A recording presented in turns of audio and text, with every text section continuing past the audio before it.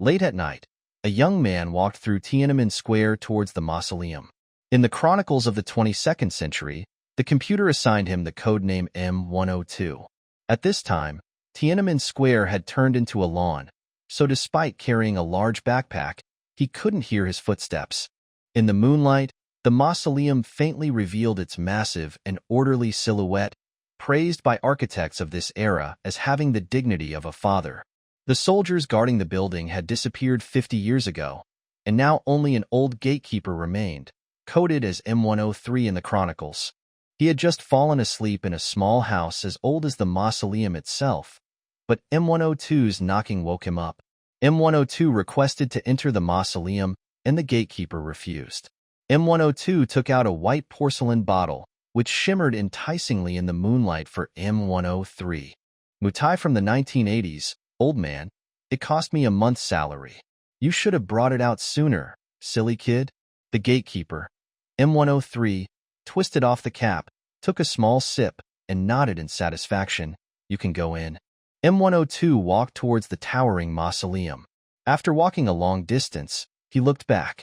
Old man, aren't you curious about what I'm going to do? Remember, silly boy, there are many things in the world worth giving your life for, but nothing worth losing sleep over. After saying that, M103 went back to his little house. M102 hurried up the wide steps and exerted great effort to push open the two large doors. They weren't locked. He walked along the corridor.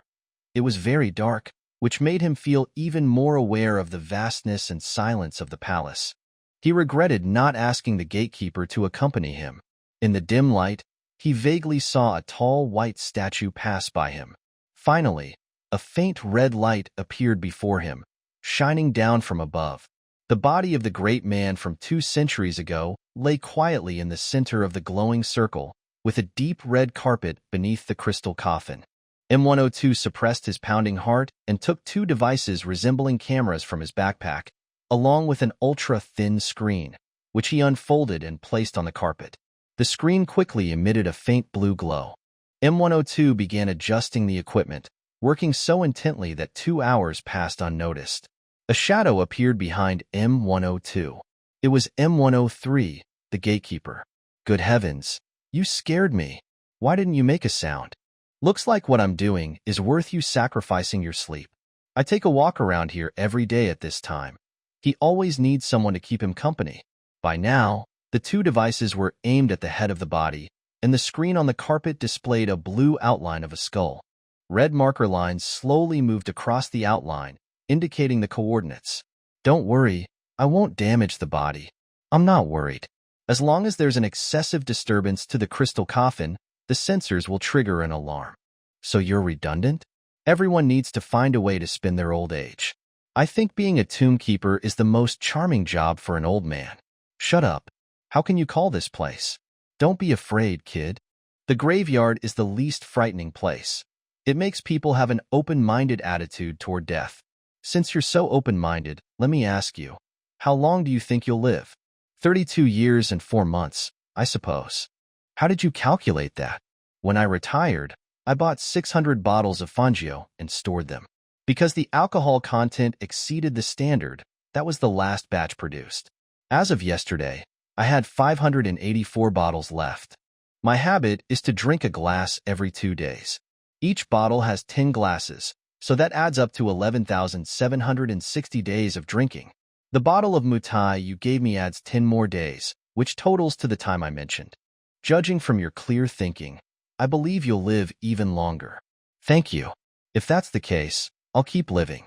But I often calculate my life like this to give the future a sense of stability and purpose. You young people lack these 2 precious things. You float in the air, and both reality and the future are like shifting clouds to you. There is hope and fear everywhere. You are too confident, each one of you thinking you're the master of the world. You care about this year's national budget, worry about the development of the Yarlung-Tsangpo River, and panic when the silt in the Yangtze River increases by 1,000th. You get excited over the signing of the Lunar Territorial Agreement and are concerned about the world's nuclear weapons stockpile and the situation in Africa after South Africa's division. You worry about too many things and live too hard. But in his time, M103 pointed to the body, bathed in the soft red light as if peacefully sleeping. People were far more detached. They didn't worry about matters bigger than themselves because they knew that the world was run by powerful great men like him. For the ordinary people of that time, such great men had godlike power. They had absolute trust in him. The world and the country belonged to him. They only needed to take care of their small part of life. History is created by the people. The people of that era were just passively creating history. As for great men, the people create history, and history creates great men. So compared to the people, great men are like the grandchildren. Your generation belittles everything. All right, old man, let's stop talking about history and philosophy. Let me tell you what I'm doing. Not interested. This device emits two beams of laser, which converge at a point in the brain of the body. Another device receives the interference pattern of the beams. Like holography? Seems you don't know nothing. Essentially, it's a form of holography, but its precision reaches the molecular level. At the same time, the two devices also perform X-ray diffraction analysis of the object to record its molecular structure. This entire system is called a three-dimensional recorder. At the molecular level, it records all the information of the subject, including the molecular structure at every point. I borrowed this equipment from a friend. What I'm truly interested in is this. My research institute recently developed a holographic simulation software. This software can simulate the molecular level information recorded by the three-dimensional recorder. For example, take a three-dimensional record of a bottle of milk, input the recorded information into a computer, and the computer can simulate the changes in the milk at the molecular level. 3 days later, when you look at the bottle of milk stored as electrical pulses in the computer, you'll find that it has gone sour. Boring. Milk is boring, but what about the human brain? If we input the three-dimensional recorded information of a human brain into a computer, what would happen? Old man, if you're still not interested now, you're truly a wooden man. What would happen? I don't know, which is why I'm trying it. Why not try it with your own brain? Of course, I'd love to, but the molecules of living organisms are constantly changing, and the molecular changes in a living brain are even more frequent. Not long ago, objects had to be placed in liquid helium to suppress molecular thermal vibrations before they could be photographed. Now we've advanced to recording objects at room temperature, but for those at high temperatures or undergoing intense chemical reactions, including living organisms, we still can't perform molecular-level three-dimensional holographic recording. You could go to the hospital's morgue. I've been there 3 times and visited the crematorium twice. I've already made molecular three-dimensional records of 5 dead brains. This will be the 6th. How much longer will your work take? Look, the red areas on the screen show what's been recorded. At this rate, it'll take 3 more hours. But during this period, the device and the crystal coffin must not experience vibrations greater than 20 Hz or amplitudes over 2.5 micrometers, or the established molecular coordinate system will be destroyed, and the scan will have to start over. Yesterday, my colleague was recording a Cretaceous trilobite fossil for over 2 hours, but had to start all over again because a nuclear test in an abandoned Soviet gold mine in Azerbaijan caused vibrations. I hope they don't test again in the next 3 hours. Peace on Earth forever. It was now 12:30 a.m. The new moon cast its gentle silver light over Tiananmen Square. The square was quiet, with a sleepless firefly flickering across the vast lawn. In the sky, an unlit advertisement airship hovered motionless, resembling an olive floating in the night sky. The buildings from past eras surrounding the square lay in silent slumber, and further in the distance, a cluster of skyscrapers from the early 21st century stood tall. Out of a desire to protect Beijing's ancient cultural environment, most of these high-rise buildings were designed in the style of the bright architectural movement of the 20th century. The surface of the skyscrapers was covered in a layer of lead alloy mirrors to blend harmoniously with the surroundings through reflection. Now, the mirrored surfaces of the buildings reflected the moonlight, resembling giant crystalline pillars in the night, casting a dreamlike hue over the ancient city bathed in moonlight. It was the early morning of June 10, 2185. At this time, Earth was still a star in the sky. At this time, Beijing was still a city on the ground. A milky white streamlined Orient car was driving down Chang'an Avenue. Despite the fact that the subway tunnels had almost hollowed out several layers beneath Beijing, and the magnetic transport pipelines formed a complex network 4 or 5 meters above the ground traffic in the city was still nearly saturated. So much so that traffic jams in Beijing had become a major tourist attraction mentioned in this year's travel guide. Every day, over a dozen fully transparent helicopters circled the sky above Beijing, carrying descendants of the car inventors from across the ocean to admire the scene. Both the City Hall and the citizens had protested many times to the China International Tourism Corporation about this practice, which tarnished the capital's reputation, but to no avail. However, wherever this Orient car passed, the lights were always green. For these green lights, at least a dozen traffic officers had been fired for violating regulations, manually overriding the impartial computer system. Yet, other traffic officers continued to follow suit, treating the act of giving a green light to this sleek, milky white car as a badge of honor. This was a car familiar to all of China. Behind the wheel was a beautiful woman known throughout the world. She was born in the spring of 2166, making her 29 years old this year. People seeing her for the first time would think she was quiet and a bit childlike. Everyone seeing her for the first time would find themselves staring blankly into her eyes, those large black eyes with oriental pupils that seemed to speak, always accompanied by a faint and unheard piano melody, something soft like Fur Elise. But it wasn't about love. The piano music emanating from her eyes had no purpose, it had been born with them, just like how starlight is born with the stars. She was the epitome of femininity, as if the gentleness of women from thousands of years on this ancient land had crystallized within her through a crystal funnel. She was so feminine that, if there were a device capable of measuring femininity, it would burn out just by being near her due to the overwhelming reading. Last year, on the newly completed Bering Strait Bridge connecting Asia and America, she lightly touched the massive steel column that rose 500 meters above sea level and was 30 meters wide. This steel column supported 2 steel cables, each 3 meters in diameter, suspending the bridge, which stretched hundreds of kilometers across the sea.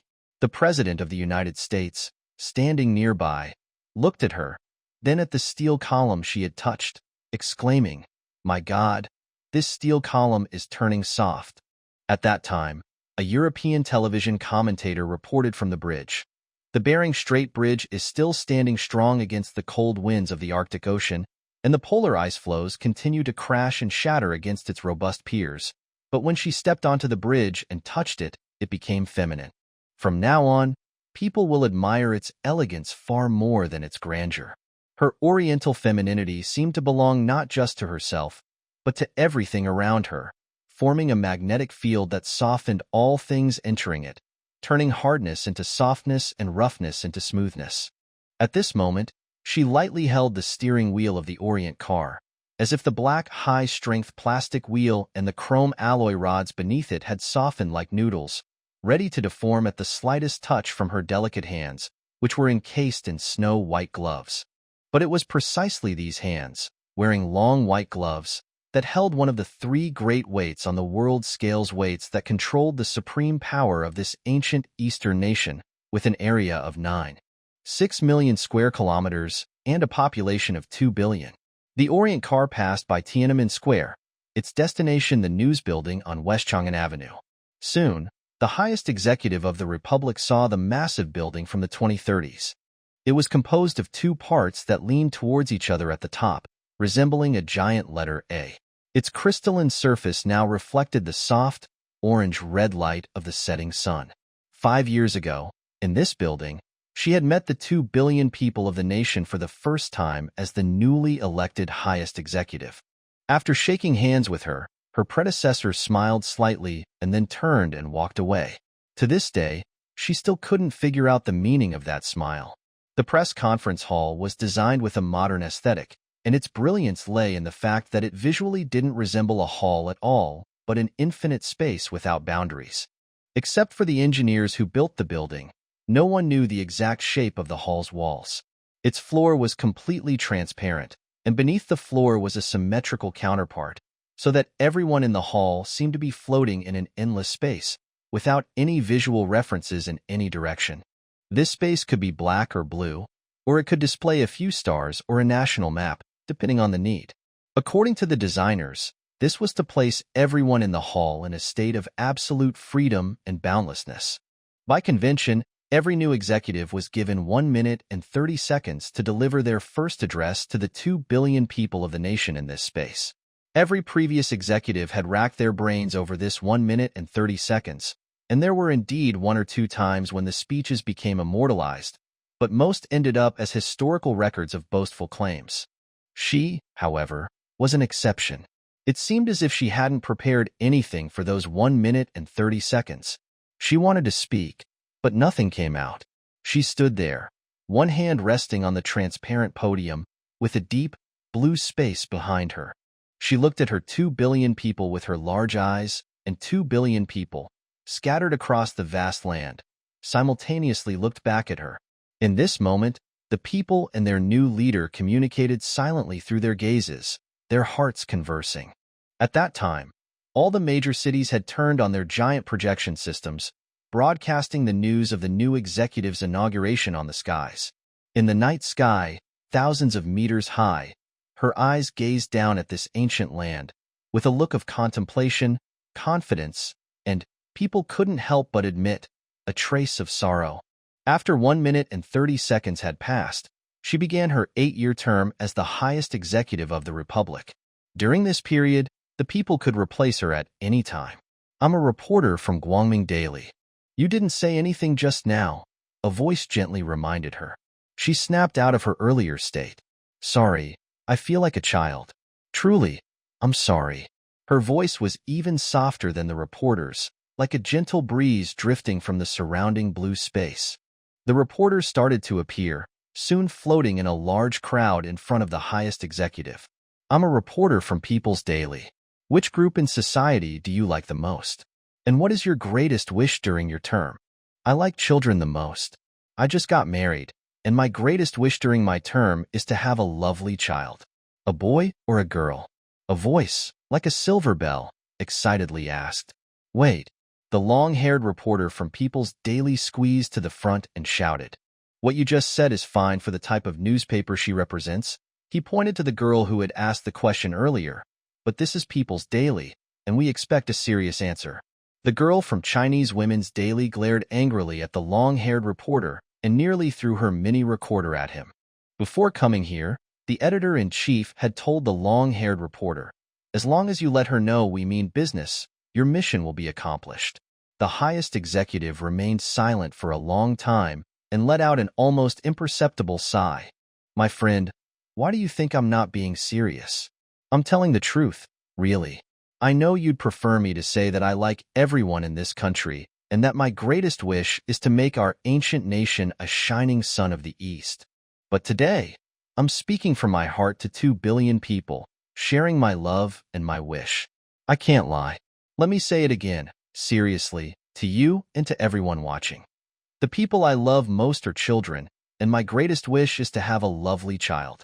Communication satellites in geosynchronous orbit transmitted her words to every corner of the world. I'm a reporter from Takung Pao. Were your words just now implying some of the challenges the Republic is currently facing? Traditionally, today's half hour is for my personal introduction as the highest executive, my first meeting with everyone, and possibly the only time during my term when I won't discuss state affairs. Let's cherish this opportunity together, shall we? Could you explain your view on traditional culture? I will explain it through my actions in the future. Thank you.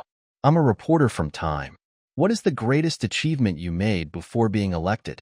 I overturned an old saying by Aristotle. Charm and power cannot coexist in one woman. To suit her own needs, she had altered the original quote, replacing prettiness with charm and wisdom with power. Laughter. I'm a reporter from the Sun. Are you planning to avoid everything today? She smiled slightly. Sorry, everything is just beginning. I'm a reporter from Central Daily News. Does what you said to Time earlier mean that you were elected based on your charm? The people always choose the leaders they like. Both the older and younger generations in this country like me, and I'm truly happy about that. Does that imply a lack of confidence in your mission? A leader's confidence comes from the people. Right now, 2 billion people are watching me, and I'd love to shake hands with each of them 2 billion handshakes. Even though I can't see you all, I picture you in my mind, represented by 2 images from the 1980s that I have hanging in my home. One is called Father, and it's a close-up of an old farmer from the Loess Plateau. The hot sun has darkened his face to the point of looking like a black man's. Years of poverty, hard labor, and extreme heat and cold on the yellow earth have etched deep grooves into that face. And his eyes, what eyes they are! Dull, yet kind. Lost, yet full of yearning. Those eyes make my heart tremble. The other painting is called The War Years, depicting a frail old woman in a dark, straw hut, with only her white hair catching the faint light. I've searched the canvas carefully and couldn't find a single black hair. You can't see her eyes because they're fixed on a pair of cloth shoes she's sewing with her hands as brittle as dry wood. Her body is bent over as if it'll never straighten again. It's as though she's stitching her entire life into that pair of shoes for soldiers fighting for the birth of the Republic on this land. I'm a reporter from People's Daily. Is it appropriate to represent today's people with 2 images from the Republic's poorest and most backward era? Perhaps it's not appropriate, but in my mind, today's people still converge into these 2 images. The prosperity and strength of today's Republic is incomparable to that time, but the heavy burden of history still weighs on the people. Amid the many problems and challenges we face, we are moving toward the future and our ideals with difficulty. People always say I'm too childish, and I admit that. Why do the older generation always look down on this trait in me? If you consider the average age in this country, I'm just a genuine child. Every moment, these 2 images appear in my consciousness, and I regard them as my father and mother. Now, to the 2 billion people watching me, I say, I am your daughter. By now, she had been in office for 5 years, and these 5 years had been brilliant, both for the Republic and for her. Even before taking office, she had correctly predicted the energy crisis of 2183. In her first year in power, she and her administration decisively cut back on energy-intensive heavy industries, which resulted in a significant reduction in steel and other heavy industrial products and brought her immense pressure. But she held firm, and in 2181 passed a new budget law, pushing forward with the development of new energy industries focused on solar, nuclear, and hydrogen power at any cost. At the same time, she had the foresight to develop new automobile and aviation industries centered on hydrogen energy consumption. She also focused on expanding the software industry, establishing the world's largest software production base in the northwest of the country. When the fossil energy crisis that plunged the world into panic arrived, the country under her leadership was largely unaffected and even took the opportunity to double its share of the global industrial market. The renminbi became the world's leading currency. The Republic paid off the massive foreign debt accumulated in the early 21st century, and the economy soared once again. During her term, the country also achieved nationwide computer networking, creating a system that included 500,000 supercomputers, 80 million mid-range computers, 100 million small computers, 600 million microcomputers, and 1.3 billion personal terminals, the largest computer system on the planet.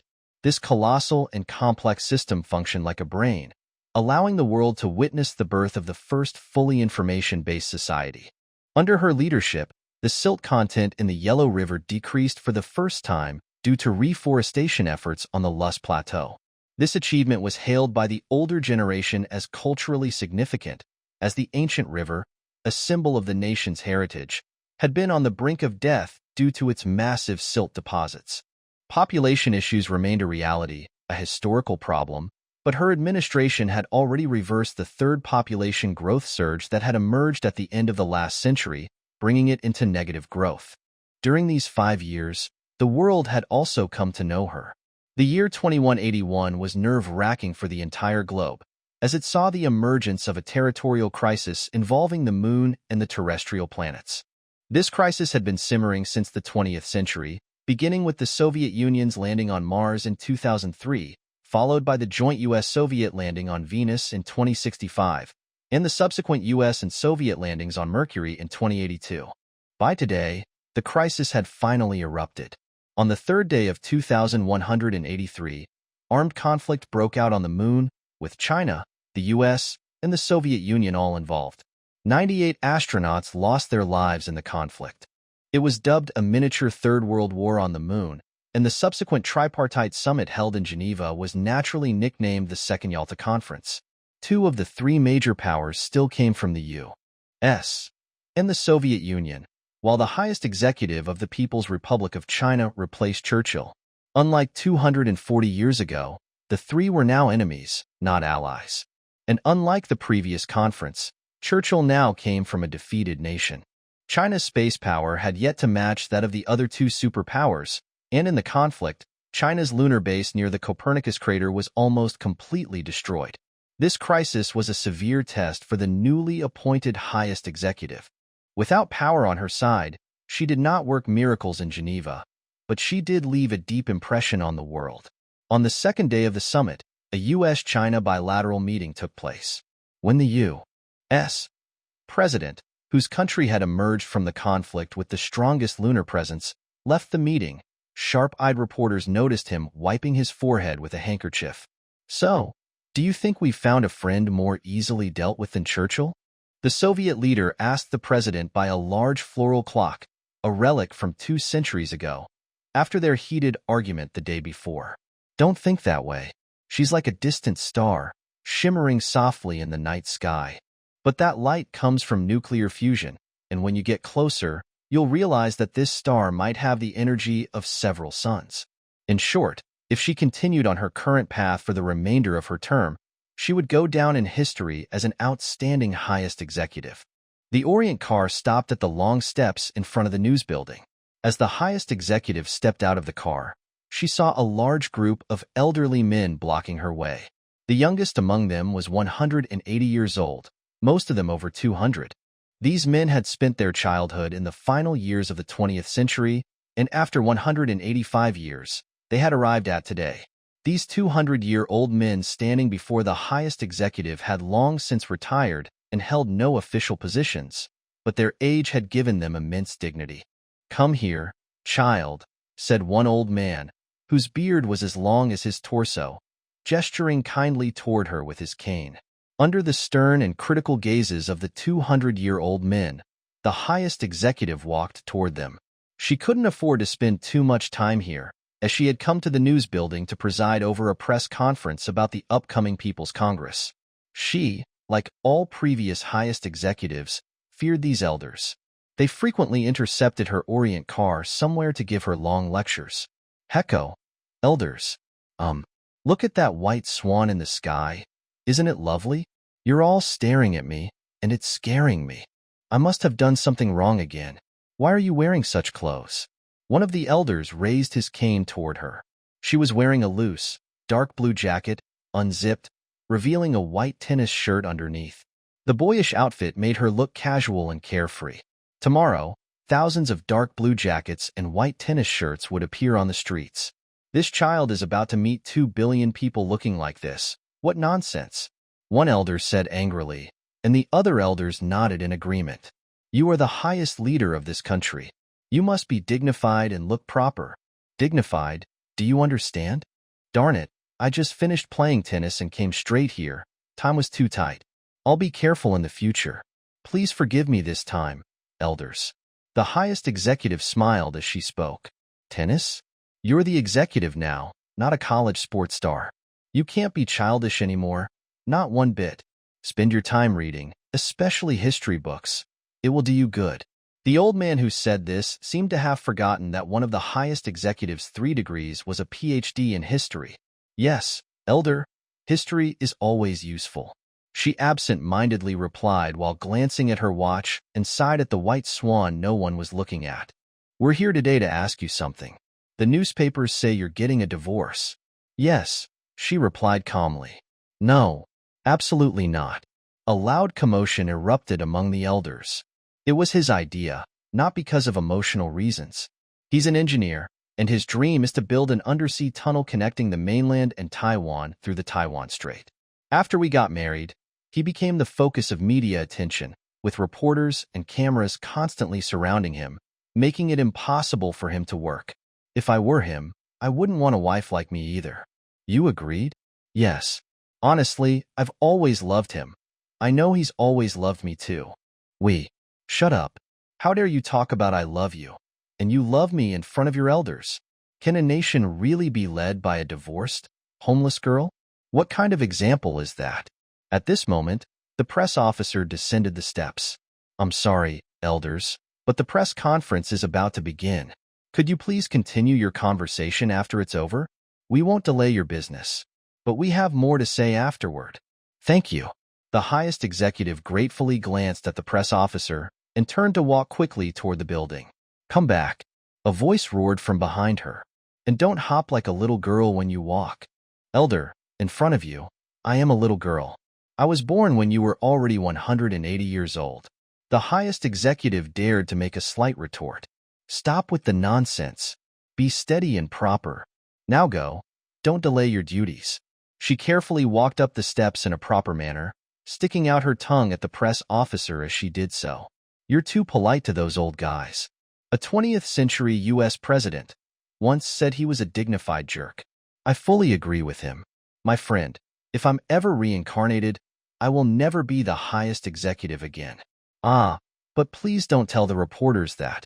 Today, the press conference hall had taken on a more solemn black and blue space. The highest executive walked toward the front from the depths of the space, her footsteps echoing crisply as they approached. Fellow citizens, the preparatory meeting for the 348th People's Congress of the People's Republic of China concluded this afternoon. My press officer will provide detailed information about the meeting. Here, I will only briefly outline my work plan for the next 3 years so that the people can be prepared for the upcoming Congress. Before I say what I plan to do, I must tell the 2 billion people who trust me. Your highest executive is currently in an abnormal psychological state. Don't be deceived by my calm appearance. Inside, my heart is burning like magma. I feel oppressed, suffocated. I have nightmares, drive recklessly, and suffer greatly. I sincerely ask all the people to strictly monitor my current psychological condition, especially in light of the rapidly increasing public trust in me. This is especially necessary for the sake of our republic. I sincerely request this of you all. In the next 3 years of my term, the first thing I plan to do is make every effort to pass and implement Proposal 802374 this year. I will explain the reasons for this in my highest executive work report to the Congress. The highest executive glossed over the first item on her agenda, completely ignoring the shock her words caused across the country. It was estimated that, on this night, more than 800,000 televisions across the country were smashed by angry viewers, most of them using canes. Proposal 802374 had been submitted by an unknown young sociologist. The proposal argued that the current family structure no longer suited the present level of social productivity, and the complete collapse of the traditional family was inevitable. The Republic should gradually reduce the connection between the Constitution and laws with marriage and family. Descending the steps outside the news building, the highest executive saw a group of young people gathered around her Orient car, with police officers desperately trying to push them away from the vehicle. She smiled as she approached them. The young people stopped crowding forward, and one of the young men handed her a large racing helmet. It's such a beautiful design, thank you. The highest executive took the helmet, smiling as she shook the young man's hand. She had received enough helmets to rival the number of pipes Joseph Stalin had collected. What brand is your jacket? A girl asked, preparing for her outfit tomorrow. Pluto brand. You can have it. She took off the jacket and threw it toward the girl, but several other hands intercepted it halfway. Remember, there are 2 kinds of Pluto jackets, one with a gold stripe on the collar and one without. Mine doesn't have it. She called out to the young people now tangled up over the jacket. While they were fighting over her blue jacket, the highest executive slipped into the Orient car. Just as she was about to start the engine, someone hugged her from behind and gave her a kiss. She turned to see a beautiful girl in an army lieutenant's uniform, her bodyguard, who had just returned from vacation. Was I great at the press conference just now? The highest executive asked, laughing. You were fantastic, the lieutenant exclaimed in a childlike voice. The two laughed heartily in the Orient car as it swiftly sped forward. The boys worship you, but you're out of reach for them. So they all gather around me, the lieutenant said proudly, recounting her vacation experiences. Silly, if I were you, I'd have brought one back for myself, the highest executive replied. There's no one I'd rather guard but you. I don't want to leave you. Too bad. I'm only allowed one. Ahead, a group of elderly men blocked the path of the Orient car, their white hair gleaming under the streetlights. This wasn't the same group from outside the news building, but their ages couldn't have been much different. They crowded in the middle of Chang'an Avenue, surrounded by a circle of reporters with cameras, causing a serious traffic jam. 3 miniature helicopters hovered overhead, and the police aboard them were helpless against the elderly men below. God, this is going to kill me. Dear friend, give me some encouragement, the highest executive said to the lieutenant. Just keep moving forward, and flowers will bloom along the way. Brilliant, but totally ineffective. Leave your gun in the car, be good, or I won't want you anymore. Darn. I remember there's a jacket under the seat. What do you think of me wearing a sweatshirt? It's incredibly charming. You still have the gorgeous figure of the tennis champion from the school tournament. It hasn't changed a bit, the lieutenant said. Then let's go with this. Maybe it'll charm those old men, and they'll let me off. The highest executive stepped out of the car. The elderly men swarmed around her. Her body, dressed in a white tennis shirt, appeared so young and graceful, like a magnolia flower standing among a pile of old walnuts. You're such an irresponsible child, one elder said, trembling, his cane almost touching the highest executive's nose. Out of everyone, you seem the most responsible, so I picked you. But now, rebellious, disgraceful child. The next elder who spoke seemed more composed than the first, but his words were no less weighty. Our ancient civilization holds a sanctity toward the family that no other civilization can match. It is through these countless sacred and solid families that our civilization has navigated 5,000 years of history to reach today. Now, this nation is going to be the first in human history to no longer recognize the family's existence. This is unforgivable. Elder, shall we talk on the side of the road? You see, the cane held the highest executive in place, unable to move. Look at you, dressed like a mischievous little girl. Where's your jacket? Look at you. A girl asked for it. So wonderful, giving away your clothes. You don't even look like a proper leader, or a decent child for that matter. No family? No family? Even animals have families. Elder, we're blocking so many cars. Even animals have families. The at least 210-year-old elder repeated, his voice hoarse and strained. But animals, like my favorite kangaroo, don't have constitutional or legal guarantees for marriage and family. Let's move over there, elder. The synthetic fiber cane swung in a wide arc and struck the highest executive's face with a snap. How dare you speak so rudely to your elders, huh? The elder was so furious he couldn't catch his breath, and the warning light for his artificial heart was flashing red on his chest. The lieutenant's eyes flared with anger as she lunged forward, but the highest executive firmly pulled her back.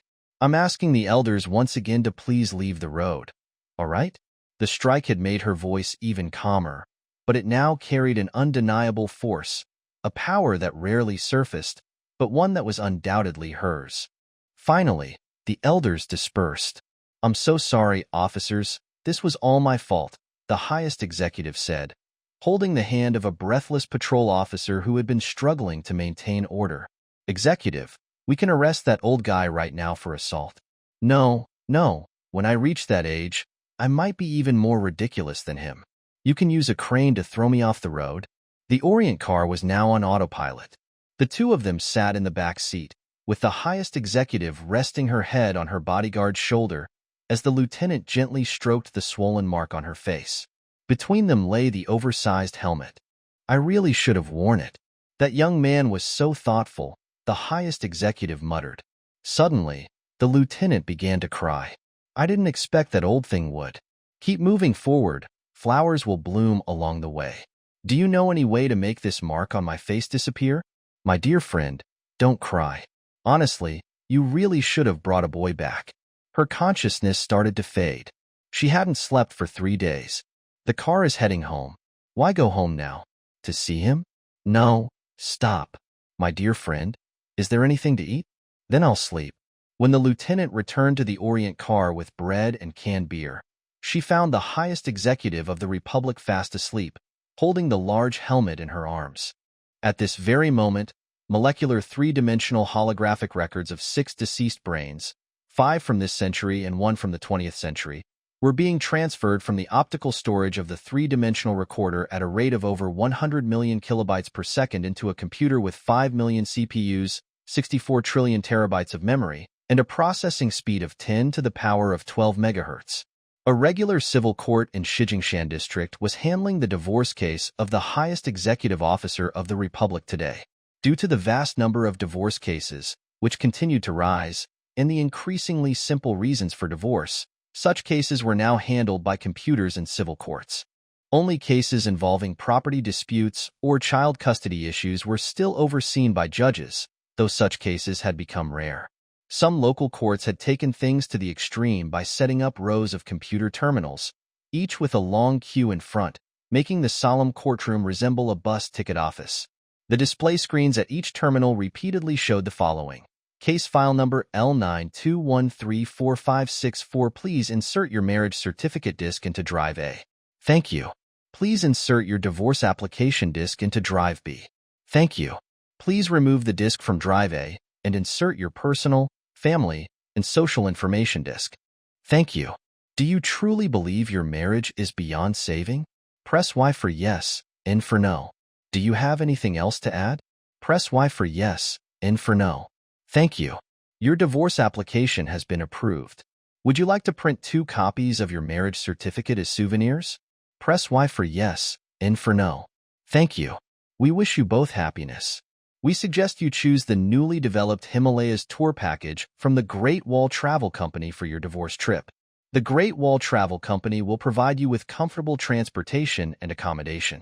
You can climb the world's highest peak under 100% reliable safety protection, or take the cable car to the summit of Everest, where you'll see the Himalayan range stretch like silver waves to the horizon beneath your feet. Come and enjoy the special Himalayas tour arranged by the Great Wall Travel Company. We will provide a silver end and a silver beginning for your new life. Our phone number, 349-86543-2131. For divorce gifts, please visit the Golden Rose Flower Shop. Our store offers a wide variety of flowers at reasonable prices, and all our flowers have a freshness guarantee of more than 3 years. They will remind your former partner of the wonderful times you spent together. From the court exit, take the number 34 Maglev pipeline and get off at Station 6 to reach our store, or enter your address now, and we will deliver to your door. The most time-consuming part of this process was the advertisements at the end, but they were quite popular. Every divorced couple would sit and plan their divorce trip and ceremony as amicably as they once planned their wedding, only leaving after the next couple urged them. At least half left holding hands. For centenarians who couldn't resist peeking in from outside, the peace and harmony of the divorce court were even more shocking than the number of divorces. The tranquility and harmony clearly told them that the 1,000-year-old structure had finally collapsed. But today's divorce case wasn't as simple as those. It wasn't because it involved the highest executive officer. If not for last night's press conference, the matter would have only occupied a small corner of the newspapers. In this era, even a divorce involving the highest executive wasn't considered anything out of the ordinary. But now, the case carried strong political implications due to its connection to her reforms. Moreover, there was the issue of a child, as both parties wanted custody of their daughter. For these reasons, several judges had to be present for the trial. An hour and a half after the trial began, the lawyers for both sides were at a stalemate over the custody issue, and the judges were struggling with the case, which had drawn nationwide attention. In the end, they resorted to a simple yet safe solution. Let the child decide. At that moment, the crystal-like, adorable little girl was immediately surrounded by a group of elderly women over 100 years old. Xingxing, don't go with your mom. She's a bad mother, a bad woman. Good girl. Your mother not only broke up her own family but wants to break up every family in the world. Have you seen those poor children wandering the streets on motorcycles after leaving their parents? Your mother wants to turn all children into that, including you. Yes, Xingxing, your mom doesn't love you. Don't go with her. The judge's loud commands had no effect on the elderly women, who continued shouting at the child, even after she was carried to the front. The highest executive's chest was heaving violently. When the Republic's security was under severe threat, megaton nuclear missiles would roar out of silos at her final command. But in her personal life, she couldn't even defend herself like an ordinary person. She had no allies. Either the young people were all at work and wouldn't see this scene on TV until the evening. "I'm scared. I want Daddy," the child cried in fright. She was used to calling for her father, as she saw him the most. She was the apple of her grandparents' eyes, with her own garden and swimming pool. Although her mother loved her dearly, the child didn't love her mother as much, because her mother always took her away from the little world her grandparents had built, out to see the sea, the forests, the desert, and the frighteningly noisy city. She was as fragile as a piece of porcelain and couldn't leave her little world. Fortunately, her mother didn't have much time to spend with her. The highest executive painfully realized that at this rate, her daughter Xingxing would never be happy. Now, the child was crying and insisting on rushing into her father's and grandparents' arms. The court declared the case closed, and the highest executive lost everything in her personal life. Her large eyes calmly stared ahead, but tears began to well up. "Don't cry, or at least lower your head." "Ugh, this is terrible," the lieutenant behind her whispered frantically in warning. But the highest executive kept her head up, letting the tears flow. The lieutenant noticed the vile reporter adjusting his TV camera's focus. Tonight, 2 billion people would see these tearful eyes.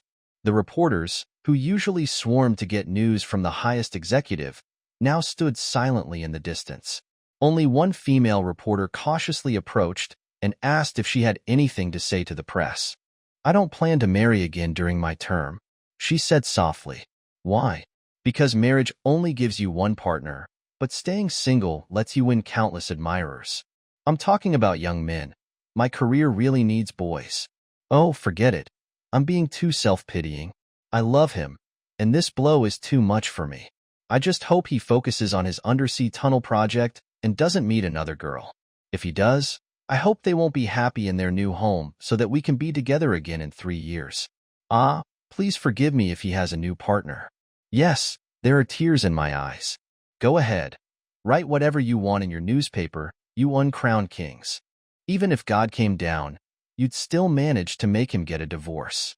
I truly envy that woman named Sanmao from the 20th century. She wasn't the highest executive, so she could ride a jeep with her husband through the Sahara and go fishing by the sea. Most importantly, she could always have her little sunshine, even though I don't remember if she had kids. Just think how beautiful that is. I really want to give you my last 3 years in office." Sorry, that's just how I feel now. I might not feel the same way later, so don't take it seriously. Whenever it's about yourself, you sound like a foolish child. Are you going to dissect yourself for 2 billion people to see?" The lieutenant said sadly after the reporter left. "You'll say, that's what the people expect from their highest leader. Isn't that true? My friend, start the car and leave." "Let me be alone for a while," the highest executive said wearily. After the lieutenant disappeared from the doorway, the highest executive was left alone in the courtroom. She regretted sending the lieutenant away. Now she was utterly alone, and she couldn't bear the emptiness of the courtroom. She hurried outside. Outside was the greenbelt of Shijingshan district. The noise of the city and the roar of planes landing in the ionosphere had faded to a murmur in the trees. The highest executive walked slowly along a plastic path on the lawn. "Anti-executive," a child's voice called from ahead. The highest executive looked up and saw a little boy in a sailor's shirt, with a big head and big eyes, holding a chubby puppy. She recognized the child immediately. "Your name is Zhang Xiaoyu, right? You remember me? You see so many people every day." The boy exclaimed in surprise. "I also remember you should be 6 years old this year." Last winter, as the highest executive's Orient car left Zongnanhai, it was blocked by a little boy in a leather jacket. The road was icy, and the car nearly hit the child. The boy climbed into the car and wouldn't let go of the highest executive's clothes. "Auntie, my home is terrifying. I can't stay there any longer. I've talked to so many people, even the mayor, but they all said most kids are born into families like mine. Why am I the only one complaining? I had no choice but to find you. You have to come to my house today. Xiaoyu's home was indeed terrifying. His family's eldest member had been born in 1975, making him 210 years old. Every 30 years, a new generation had been born, and now 7 generations lived under the same roof. Their unit, on the 50th floor of a building, housed 13 people, 8 of whom were over 100 years old. Most of these elderly had become numb, walking corpses. When the highest executive stepped through the door, she saw a group of elderly people sitting or lying in the dim light, silent. They didn't even glance at her when she entered. The only sign of life in these dark, wrinkle-covered bodies was the sound of their artificial hearts as they breathed. 2 conical household robots hurried back and forth, caring for these numb, yet tireless elderly, kept alive by modern artificial organs. Each robot had over a dozen pneumatic arms, all occupied with bottles of medicine, syringes, phlegm suction tubes, bedpans, diapers, and similar items. These many mechanical hands switched rapidly as the robots moved, providing the only semblance of life in the household. Amid the cluttered furniture was a control computer, from which a bunch of fiber optic cables extended, controlling the more than 100 artificial organs on these 8 bodies, such as artificial hearts and lungs. The computer's beeper occasionally emitted alarms, prompting a robot to awkwardly free a hand to adjust the controls on the keyboard. The entire household resembled a factory for cultivating dead tree roots.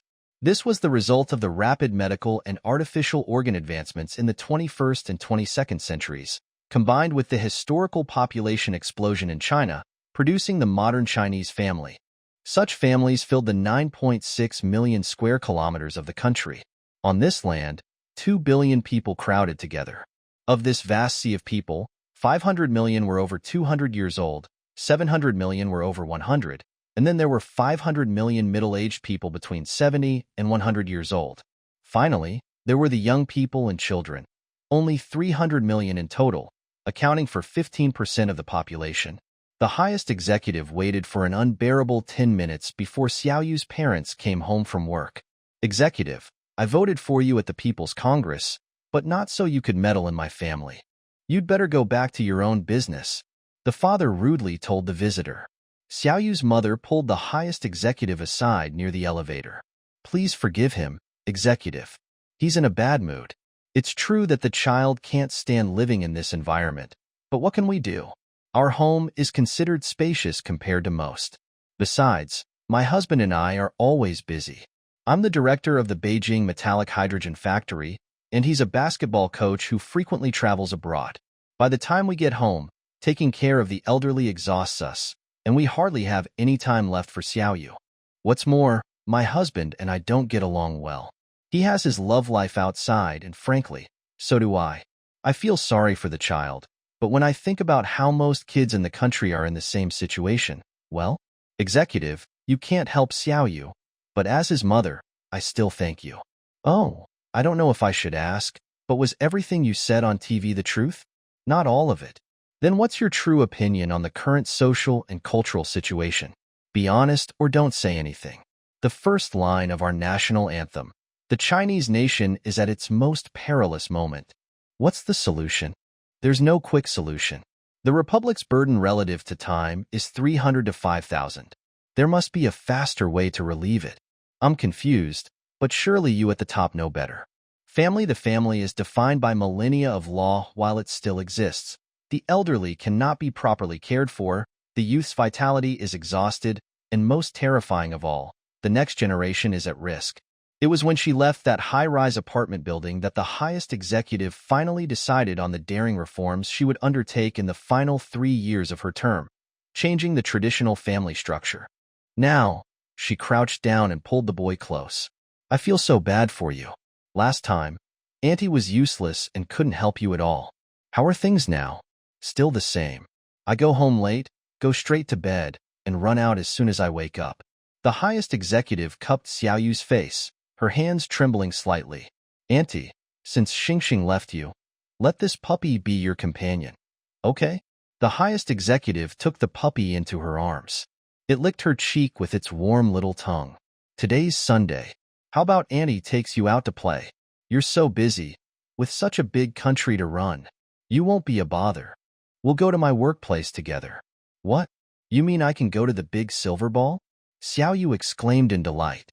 The big silver ball was the giant silver sphere-shaped building constructed at Zongnanhai in the late 21st century, which served as the highest executive's office. Like the White House in the United States, it was a place that fascinated the world, especially boys, for whom it was shrouded in mystery. They walked together along the path, which became vibrant with colors. As they stepped on the path, pressure sensors in the pavement activated sound diodes, playing beautiful music. Yesterday and today, two people on this land knew nothing about the highest executive's speeches, her family's breakdown, or other external events. They were secluded inside an inflatable building, facing a giant computer screen glowing faintly green. They were M102 and M103. The screen displayed the following: program running, 6 memory partitions in total. Program 1, Brain1.exe, byte size, 337,869,430,031 megabytes, accessing disk drive D004. Program 2, Brain2.exe, byte size, 295,634,234,523 megabytes, accessing disk drive D005. Program 3, Brain3.exe, byte size, 307,863,783,255 megabytes, accessing disk drive D006. Program 4, Brain4.exe, byte size, 354,354,782,910 megabytes, accessing disk drive D007. Program 5, Brain5.exe, byte size, 323,654,765,782 megabytes, accessing disk drive D008. Program 6, Brain6, exe, byte size, 374,326,745,643 megabytes, accessing disk drive D009. Program occupying CPUs 00000001, 50000000. Remaining CPUs 0. Memory used by the program 6,280,000,000,000 megabytes. Memory used by the operating system 512,643,800,000 megabytes. Program running: do not use address interface 00000000A7F885D7H, FFFFFFF2SD40112H. It's been running for 10 hours. M103 said groggily, just waking up from a nap on the carpet. It's building the simulation model. M102, who had been staring at the screen, replied, "Old man, this is no simple task. The human brain is a complex microcosm with 15 billion neurons, and the molecular three-dimensional recorder collects about 500 megabits of data from each neuron. In total, the three-dimensional holographic record of an entire brain amounts to 75,000 trillion megabits. This is the most detailed record of a material entity, approaching the uncertainty limit predicted by Heisenberg's principle, 75,000 trillion bits. Old man, do you know how much data that is? If you printed that much information in a book, the book would be several times the distance from the Earth to the Moon. Right now, the computer is processing this enormous database to build simulation models of 6 human brains. I doubt it'll work. You realize one of those brains has been dead for over 200 years. The computer will use the current chemical and physical state of the brain to calculate its state when it was alive 200 years ago. Research in biochemistry and biophysics has provided the computer with the details of every step in the changes of proteins and DNA. So, knowing the present means knowing the past, no matter how distant. Of course, this also owes a lot to you generations of guardians. You've kept the remains in excellent condition. There's really no way out of here. We tricked the electronic lock to get in, and I programmed it to open once at 5 p.m. today. Don't touch that door, or we'll be caught on surveillance video. We're using someone else's computer without permission. If we're discovered, you couldn't pay for the machine time with all the funds you in the world. Don't complain you wanted to come with me. It's disgraceful that a brat like you has rekindled the curiosity I lost decades ago. I've guarded him for years. Do you think we can really retrieve his memories? Theoretically, yes. But the retrieved memory information might just be a bunch of binary codes we can't understand. If that's the case, it'll be a huge disappointment. No, old man. Someone will eventually decode the information. You mentioned fondue. There's beer in the fridge by the air conditioner. Hey, don't drink it all. Save some for me. Look at the screen. Simulation model complete. Run the model? Y/N. I'm too lazy to get up. Press Y at the top line. Yes, that's it. Nothing's happening. The computer is analyzing the model's individual modules. That also takes time. They waited an hour. Another hour passed. The computer produced no output. M102 began to lose patience. He decided to force open the electronic lock and go eat roast duck with M103. They were both starving. M102 didn't care about the surveillance system recording anymore. This was a new computer that had been left idle due to disputes over terminal allocation. M102 figured that since he couldn't afford the massive usage fees, they couldn't do much to him if caught. M103 agreed with M102's plan but requested one more can of beer. Halfway through that beer, the computer's beeper softly sounded. The glowing red numbers on the digital clock indicated it was 1:24 p.m. on June 12, 2185. What are you doing, old man? You want to get us in even more trouble? The beer can slipped from M103's hand, spilling beer on the laser printer. His hand remained half-clenched as if still holding the can, but his eyes were fixed on the glowing green display. M102 hurried to wipe the printer with a handkerchief and glanced at the screen that had captured M103's gaze.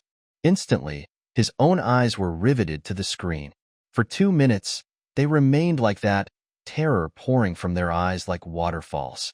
This is impossible. M102 turned and ran, pounding on the door with all his strength. The first plexiglass door shattered with a pop, but the second door wouldn't budge. No matter how frantically he tried, driven by sheer terror. M103, on the other hand, couldn't move at all. His legs gave out, and he collapsed onto the carpet. All previous data on the screen had vanished. In the center, 8 glowing green characters appeared. Where am I? Wasn't I already dead? The office of the highest executive is a hemisphere within the big silver ball. The walls emit a soft orange glow, and the circular floor is covered in a long, green carpet that quivers slightly, like a small grassland swaying in the breeze. In the middle of the grassland stands a delicate blue desk, holding a computer terminal, and behind it, a swivel chair, the only pieces of furniture in the hemispherical office. In the center of the space floats a blue holographic image of the Earth. The colors of the hemisphere are harmonious, creating a sense of calm and dignity. But this was how it appeared when Xiaoyu and the highest executive first entered. About half a minute later, Xiaoyu noticed strange changes in the room. The green carpet turned red, the gently swaying grassland became a ring of fire beneath their feet, the light from the hemispherical walls turned into an unsettling mix of blue and white. A row of red glowing time codes appeared in midair, and the swivel chair behind the desk quickly sank into the ground, leaving a trembling, fiery red carpet in its place. There's not a single chair left here. When there's more than one person in this office, the computer removes all the chairs, and the colors stop being calm.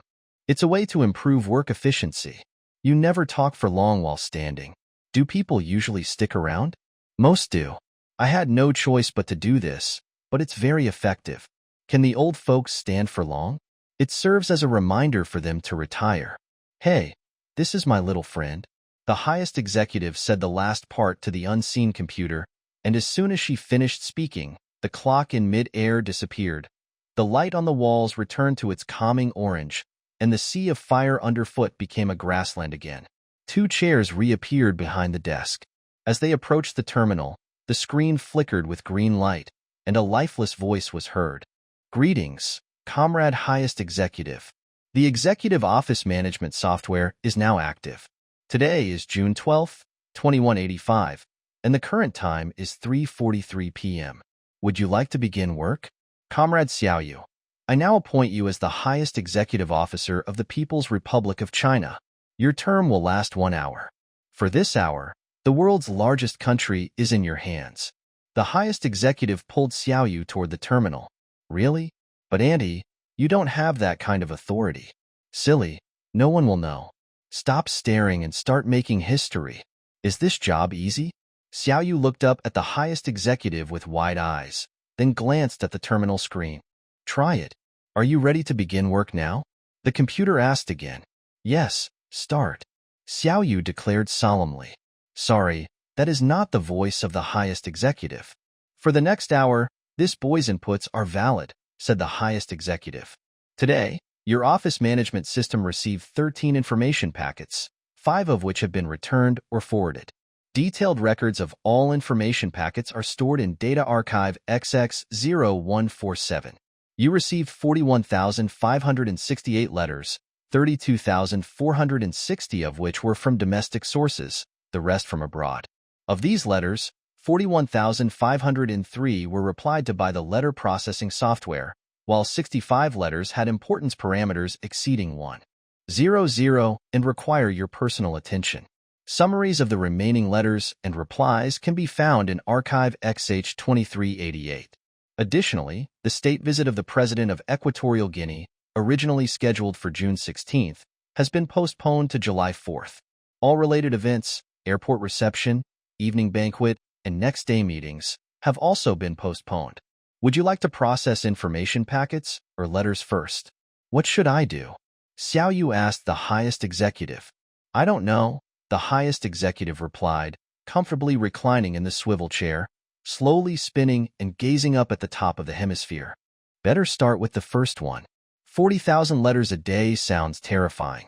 The following display appeared on the screen.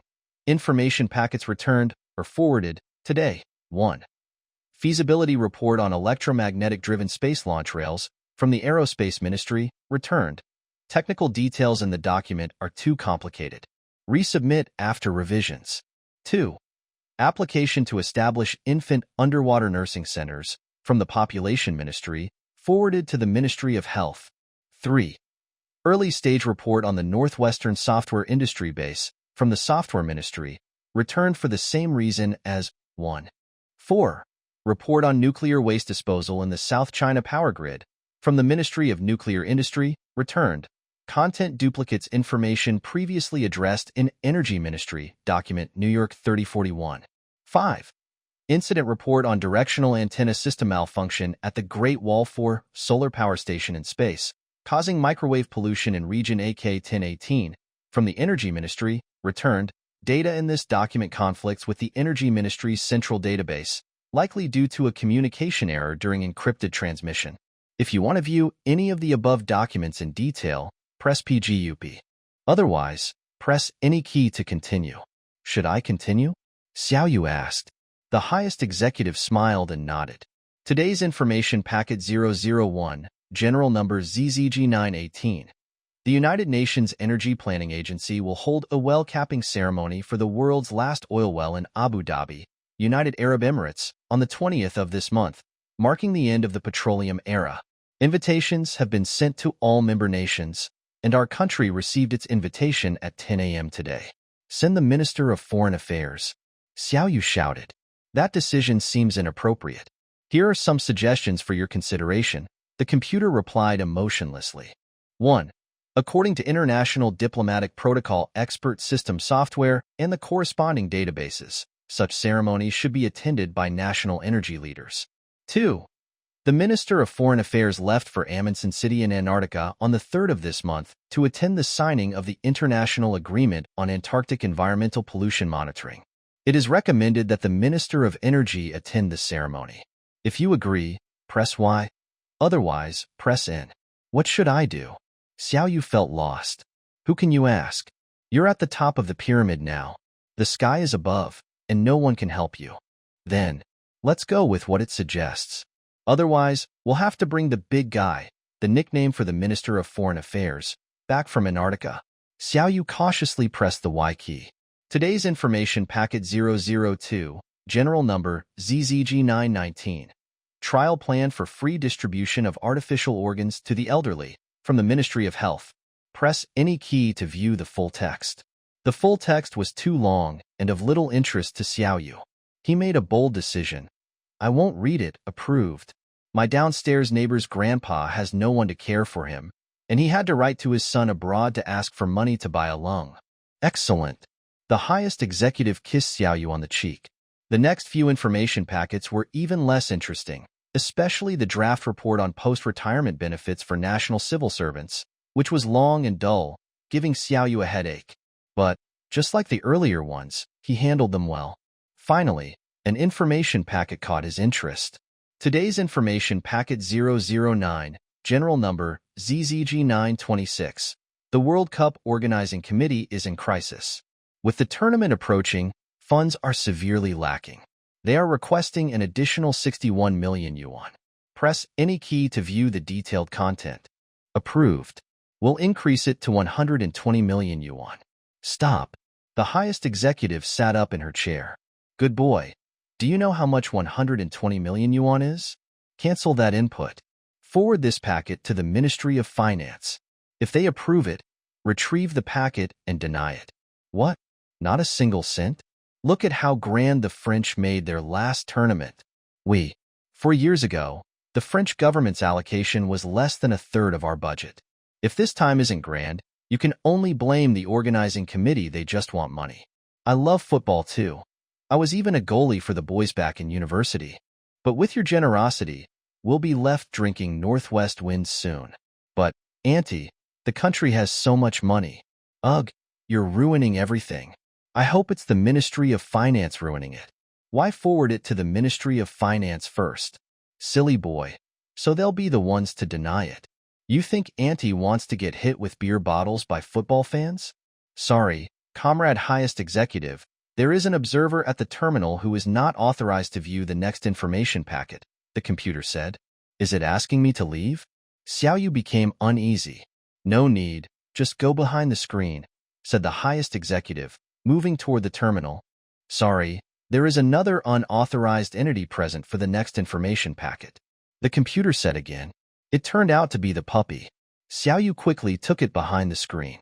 As the highest executive focused on the screen, Xiaoyu couldn't contain his curiosity and tried to sneak back around the desk. A red light flashed twice, and the screen went dark. Warning. You have breached the Republic's CC-level secrets. Please step behind the red line. A bright red line appeared on the carpet along the screen's plane. Xiaoyu quickly stepped back, and as he stuck out his tongue, the screen lit up again. State secrets are classified into C, CC, CCC, B, BB, BBB, A, AA, AAA levels, with AAA being the highest.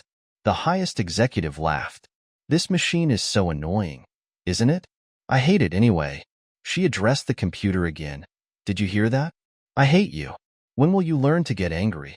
You torment me every day. My silicon friend. Ah, Auntie really wishes she had a human secretary, like 100 years ago. It doesn't respond. I've told it dozens of times, and it's always this silent. Xiaoyu, should we pull this dumb thing's master switch? Comrade Highest Executive, the computer spoke. I hope you take this office's work seriously. Furthermore, this is the nation's highest center of power, and bringing in a dog, I believe, affects cleanliness. The two people in the hemisphere burst into laughter. The next information packet was classified C, so Xiaoyu remained seated on the carpet behind the terminal. He gradually grew bored, realizing that being the nation's leader wasn't as fun as he'd imagined. But just at that moment, he missed something truly interesting. The C-level secret being displayed on the terminal had a low confidentiality level, restricted only from public circulation.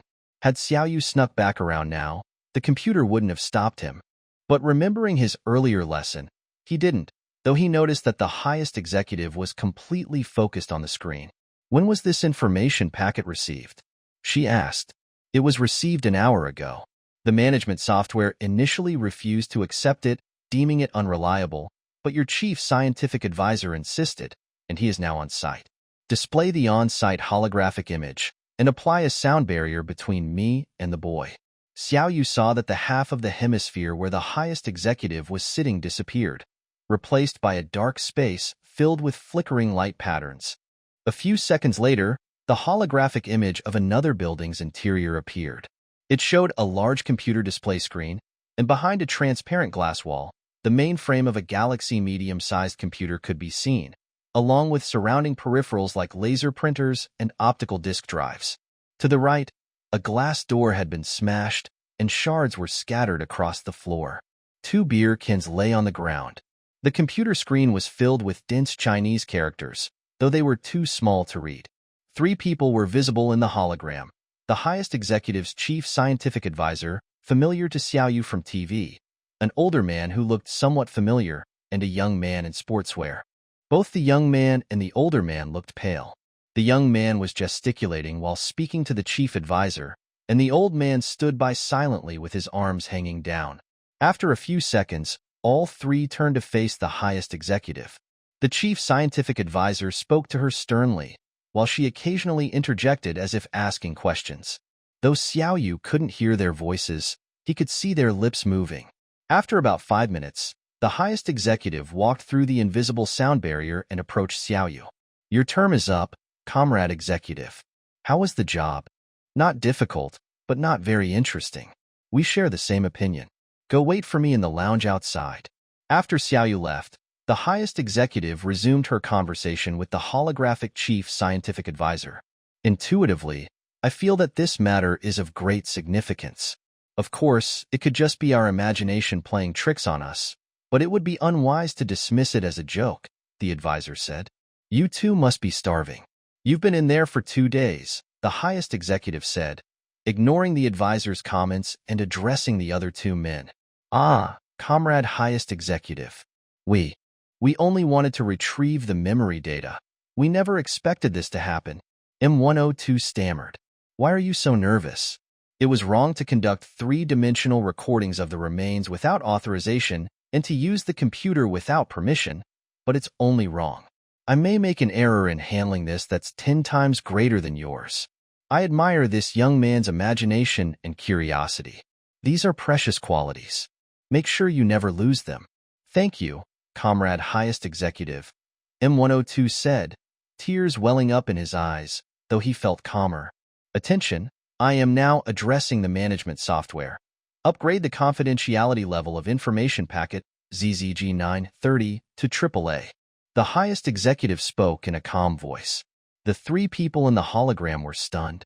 The chief scientific advisor, in particular, was shocked. He had hoped the highest executive would take the matter seriously, but her level of seriousness far exceeded his expectations. As far as he knew, there were millions of sea-level secrets in the Republic, but fewer than 10 AAA-level secrets. The chief advisor knew that the coordinates and routes of the nation's strategic nuclear submarines were likely among them. However, he had no knowledge of what the others might be. According to the Constitution, the highest executive could classify any information as AAA if deemed necessary, but within 168 hours, the executive's decision had to be submitted to the Executive Council for review to determine whether the AAA classification should remain in effect. The order to create an AAA-level secret was known as the AAA Order. In the past, many had accused the AAA Order of violating human rights and called for its abolition. However, after several crises, people realized that in the highly sensitive international environment of the computer age, the AAA Order was essential. To this day, the AAA Order was the most powerful authority wielded by the highest executive, but every executive who had issued such an order, there had been 4 in this century, had faced public backlash afterward, with one even resigning as a result. So, issuing a AAA order was a highly risky move, and no highest executive took it lightly. Once issued, the execution of such an order was always dramatic. A bright square appeared on the highest executive's desk. "Please place your left hand on the illuminated square," the computer instructed. As she placed her left hand on the square, she felt a slight prickling sensation. "Thank you. Fingerprint, blood, and chromosome analysis complete. Please look at the square with your eyes. Move closer. Good, thank you. Iris analysis complete. Please read aloud the letters on the screen. Good, thank you. Voice print analysis complete. Your identity as the current highest executive of the People's Republic of China has been confirmed." The light faded. "Please confirm again. Do you wish to issue the AAA order?" Yes. As soon as the highest executive confirmed, the terminal emitted a large puff of green smoke, which dissolved into a brown liquid within seconds. A moment earlier, the AAA order had been transmitted from this terminal. Over the next few seconds, another terminal was destroyed by acid. Although the probability of an error during the software-based destruction of an AAA-level secret was only a few million to 1, 2 computers and 5 terminals that had interacted with information packet ZZG930 had been melted by acid within 30 seconds. The AAA-level packet was stored in the memory chips of a highly classified central computer, not on an optical disk like most information. The address code of the memory chip changed every microsecond, and the pattern of changes was an AA-level secret. The ZZG930 packet in the chip would be re-encrypted every minute, and each layer of encryption would stack upon the previous one. After a day, accessing the packet would require 86,400 decryption processes. Simultaneously, the AAA order cascaded through the national network, and the national security agencies moved with dizzying speed. The chief scientific advisor knew that he, the 2 others near the computer, and anyone else who had come into contact with information packet ZZG930 would soon be placed under strict isolation. They would disappear from the outside world, as though they had suddenly evaporated. The area would also soon be tightly sealed off. Comrade Advisor, immediately organize a review committee to conduct a thorough analysis and evaluation of these 6 software programs. The committee must be formed today. It's now 5 p.m., so you have 7 hours. Before the committee is formed, you may appoint up to 3 staff members to assist you within the AAA security range, but no more than 3. The Ministry of National Security and the state executive will assist you from outside the AAA scope. You'll determine the review outline and procedures. Notify me immediately when the committee is formed. How long do you estimate the review will take? Does the review require legal validation? The chief advisor's holographic image was slightly distorted due to encryption following the AAA order. Yes, about 100 hours. I'll give you 160 hours. But remember, I need legally validated results before the AAA order is presented to the Executive Council. Good luck. As the highest executive, Xiaoyu, and the little dog left Zongnanhai in the Orient car, the city was already immersed in twilight. I've taken you on a tour of my world. Now it's your turn to take me to yours, the highest executive said, holding the steering wheel and speaking to Xiaoyu. I have many worlds. Which one would Auntie like to visit? Of course, the one you like the most, the one that isn't on the ground. You know what I mean. Are you talking about? Yes. Where's your flying motorcycle? Over by Badaling. Xiaoyu looked at the highest executive in surprise, as if she were an alien. The Orient car headed toward Badaling, and by the time they arrived, it was completely dark. From a roadside motel, they retrieved Xiaoyu's stored flying motorcycle. The flying motorcycle was about the same size as a ground motorcycle from the past, but it had no wheels. The body was olive-shaped, with a rough, aggressive appearance.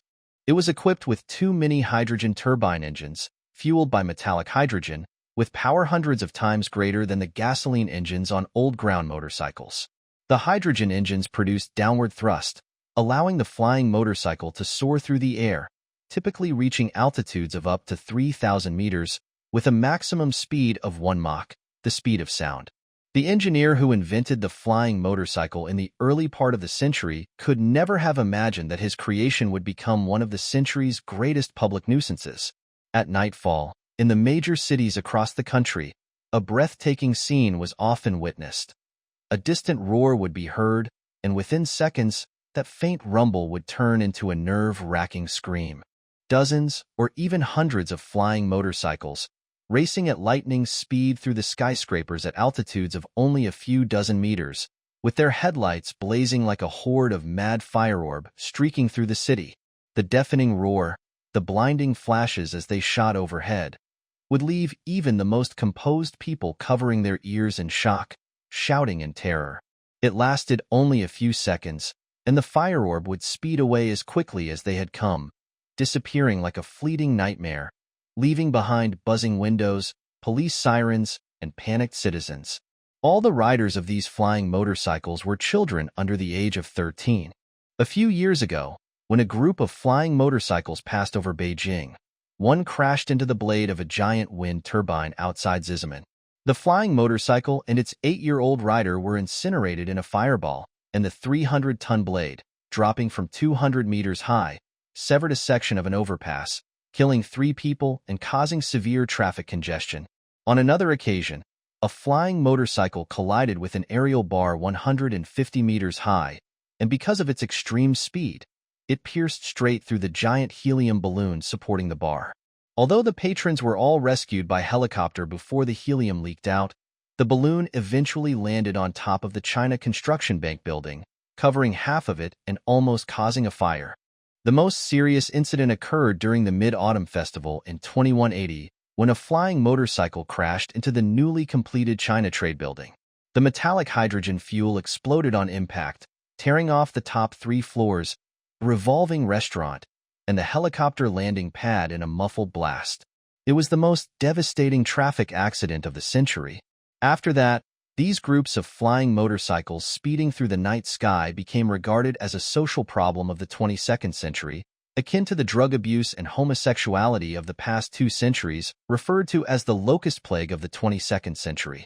Initially, people thought the locust plague was caused by children abandoned by their parents due to broken homes, much like the youth gangs of Ginza in Japan during the 20th century, but better organized and equipped with more advanced tools. But by the late 2060s, as the locust plague worsened, the police and sociologists began investigating the phenomenon seriously. The results shocked society. First, nearly 100% of the locust members came from good homes and were receiving good education in schools.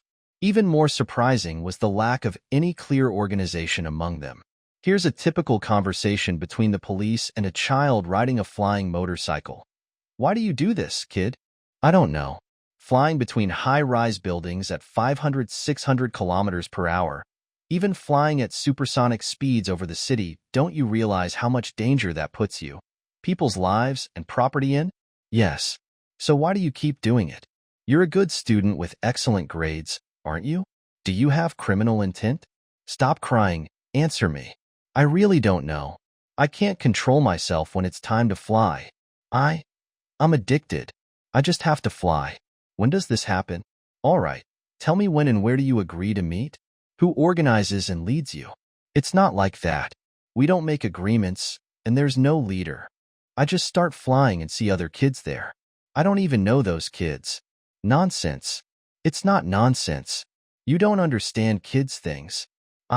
I don't understand what's going on either. I feel stifled. I want to fly." At first, the police thought the children were lying. One kid wants to fly, but do all the others want to as well? Even if they all want to fly, how do you explain the almost miraculous precision with which they operate every time? There's no radar, no flight path, no ground navigation. Sometimes it's cloudy, with no stars for orientation, and the only communication device between them is a radio in their night vision helmets with a range of less than 3 kilometers. Yet their assembly is always so precise and quick that an Air Force colonel, along with a squadron of fighter pilots, spent several nights riding flying motorcycles and following the locust swarm to learn how to conduct precise and rapid nighttime operations in poor weather and without navigation. How could a group of children under the age of 13, who don't know each other, manage to pull off such a well-coordinated quasi-military action without a tightly organized structure?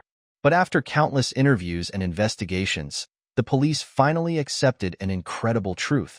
The locust plague was an unorganized and even unconscious group phenomenon. Most of these children didn't know each other, and the only thing they had in common was, "I feel stifled. I want to fly." This led to a flood of explanations. Some mystics proposed that these children had evolved to have telepathic abilities. Some psychiatrists suggested it was a form of high-speed flight psychosis. It wasn't until some of the first-generation locust swarm members became scholars that a more accurate explanation emerged. It's not telepathy, but social connectivity. There's no high-speed flight psychosis. The children flying through the city are healthy kids, and precisely because they are healthy, they feel stifled, and they want to fly, explained a young sociologist who had once been a locust swarm member. The police employed every possible method and the most advanced technology to eliminate the locust plague. But the phenomenon continued to expand dramatically from the 2060s onward. Now, more than one-third of elementary and middle school students had participated in the locust swarm, with the percentage of girls growing rapidly. Society repeatedly called on the government to take harsher measures, but shooting at a group of children under 13, especially girls, was impossible, and banning flying motorcycle production was also impossible. Apart from the locust swarms, nearly 300 million flying motorcycles were being used responsibly across the country, and they were essential for solving the transportation crisis faced by 2 billion people. But finding a way to stop these steel monsters, which roared through the sky at rocket speed, was a headache. The scariest thing was that even the most reserved little girls would become crazed once in the air, disregarding everything, including their own lives. A tragic misunderstanding during one of the locust extermination operations highlighted this fact. The Shanghai police tried to mimic the British defense of London during World War II by setting up anti-aircraft barriers with balloons over the city. As a result, 18 flying motorcycles crashed into the nets or balloons and exploded. But the other flying motorcycles still flew through the paths cleared by the 18 dead children. This incident shocked the entire society, and a 250-year-old grandmother from the 20th century tearfully cried out on national television, "Children, what's happened to you?" After that incident, people began to realize the complexity of the locust plague, and sociologists started exploring its cultural underpinnings. The term motorcycle culture emerged at this time. Scholars noted two characteristics of the children of this era. 1. With the development of educational science, especially the astounding advancements in direct brain information input, elementary school students in this generation had knowledge equivalent to university students from the late 20th and early 21st centuries. They could easily master English in 2 months, and they had an early understanding of history, as well as a deeper understanding of the present. 2. This era's families were divided into 2 categories. One was the traditional families formed in the 20th and early 21st centuries, which were generally stable. The other was the modern family structure of this century, which was extremely unstable. According to the latest sociological statistics, these families had an average lifespan of 423 days. As a result, 90% of children lived surrounded by their elderly grandparents and great-grandparents. Social and psychological studies confirmed that the emergence of the locust plague was closely related to these 2 factors. One poet lamented, "This is the century's hurricane, and we cannot stop it." Now, the highest executive looked at the starry night sky and asked Xiaoyu, "Will there be a locust swarm tonight? Do you want to fly?" Xiaoyu countered. She nodded. "Then there will be. If you want to fly, others will want to fly too. It's almost magical. But Annie isn't a child. Will I still feel it?" "You'll feel it." The highest executive smiled and hugged Xiaoyu, giving him a kiss. "Really feel it?" she asked, still unsure. "Really. The first time I saw you on TV, I knew you were more like us than like those adults. My friends think so too." She kissed Xiaoyu again. "I know that. But if we don't come across them tonight, Andy's going to spank you." The highest executive opened the motorcycle's windscreen, put the little dog inside, checked the metallic hydrogen gauge, and said to Xiaoyu, "Get on the back seat. You can't go. Auntie doesn't need your advice on what she can and can't do. Then let me drive. Remember, it's my motorcycle. The highest executive is commandeering it on behalf of the state. You'll crash and die. Don't worry, Auntie was riding motorcycles before you were even born. You're being reckless." Nonsense. Do adults ever act recklessly? If the news media found out that the highest executive had joined the locust swarm, the consequences would be unimaginable. Xiaoyu didn't care about that. He was only worried about Auntie's safety. Locust swarm motorcycles often had extra engines added to boost power. For instance, Xiaoyu's bike had 4 engines, double the normal amount. This severely compromised the aerodynamics of the flying motorcycle, making it as wild and difficult to control as an untamed horse. Modern flying motorcycles had sensitive computer control systems that could automatically avoid obstacles on the flight path, which had greatly reduced accidents involving crashes into high-rise buildings. However, the danger to riders remained. When a flying motorcycle switched from manual to computer control due to a rider's mistake, there was only a brief window of time, during which the rider experienced several gs of force. This sudden overload could have deadly consequences. At best, the rider could lose consciousness due to severe blood loss in the brain.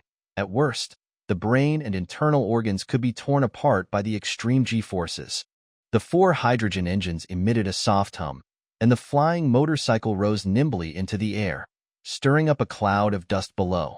The mountains of Badaling receded into the night as the motorcycle ascended, breaking through the city's smog to reveal the clear, starry sky. Before long, Xiaoyu spotted a cluster of small black dots in the distance, slightly above them.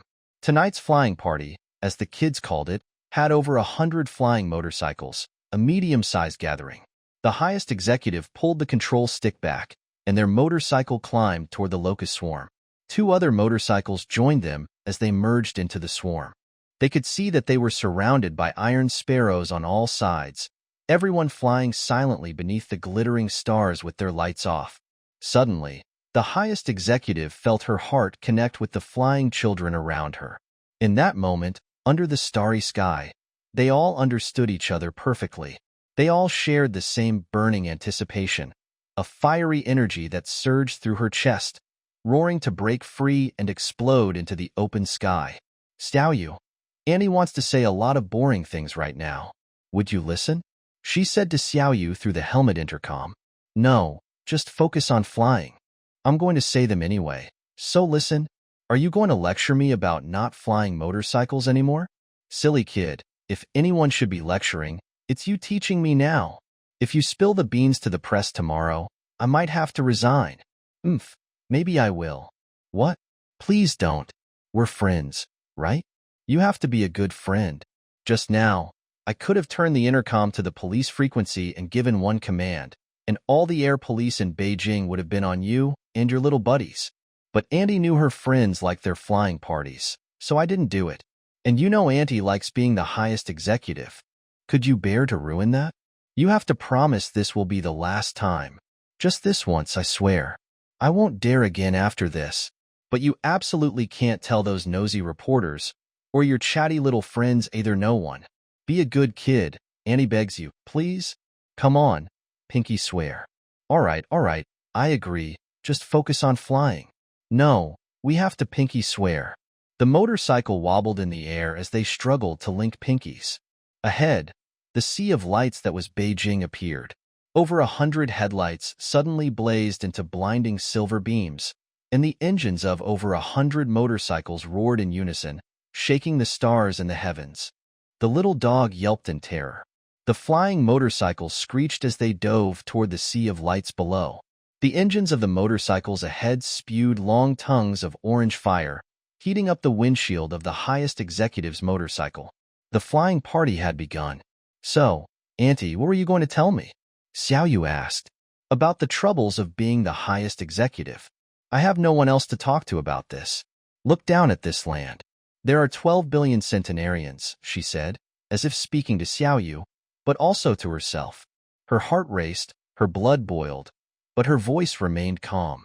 This century, supercomputers have made experience less important, and young people, with their creativity and adaptability to a rapidly changing world, have replaced middle-aged and older people in every competitive field. 2 billion young people now occupy every corner of the economic and administrative spheres. Yet this land shows no vitality. The flying motorcycle swooped in a descending arc, threading through the skyscraper forest. 12 billion centenarians. 12 billion. These are good, decent elders. They teach us etiquette, order, how to read history, how to be good children.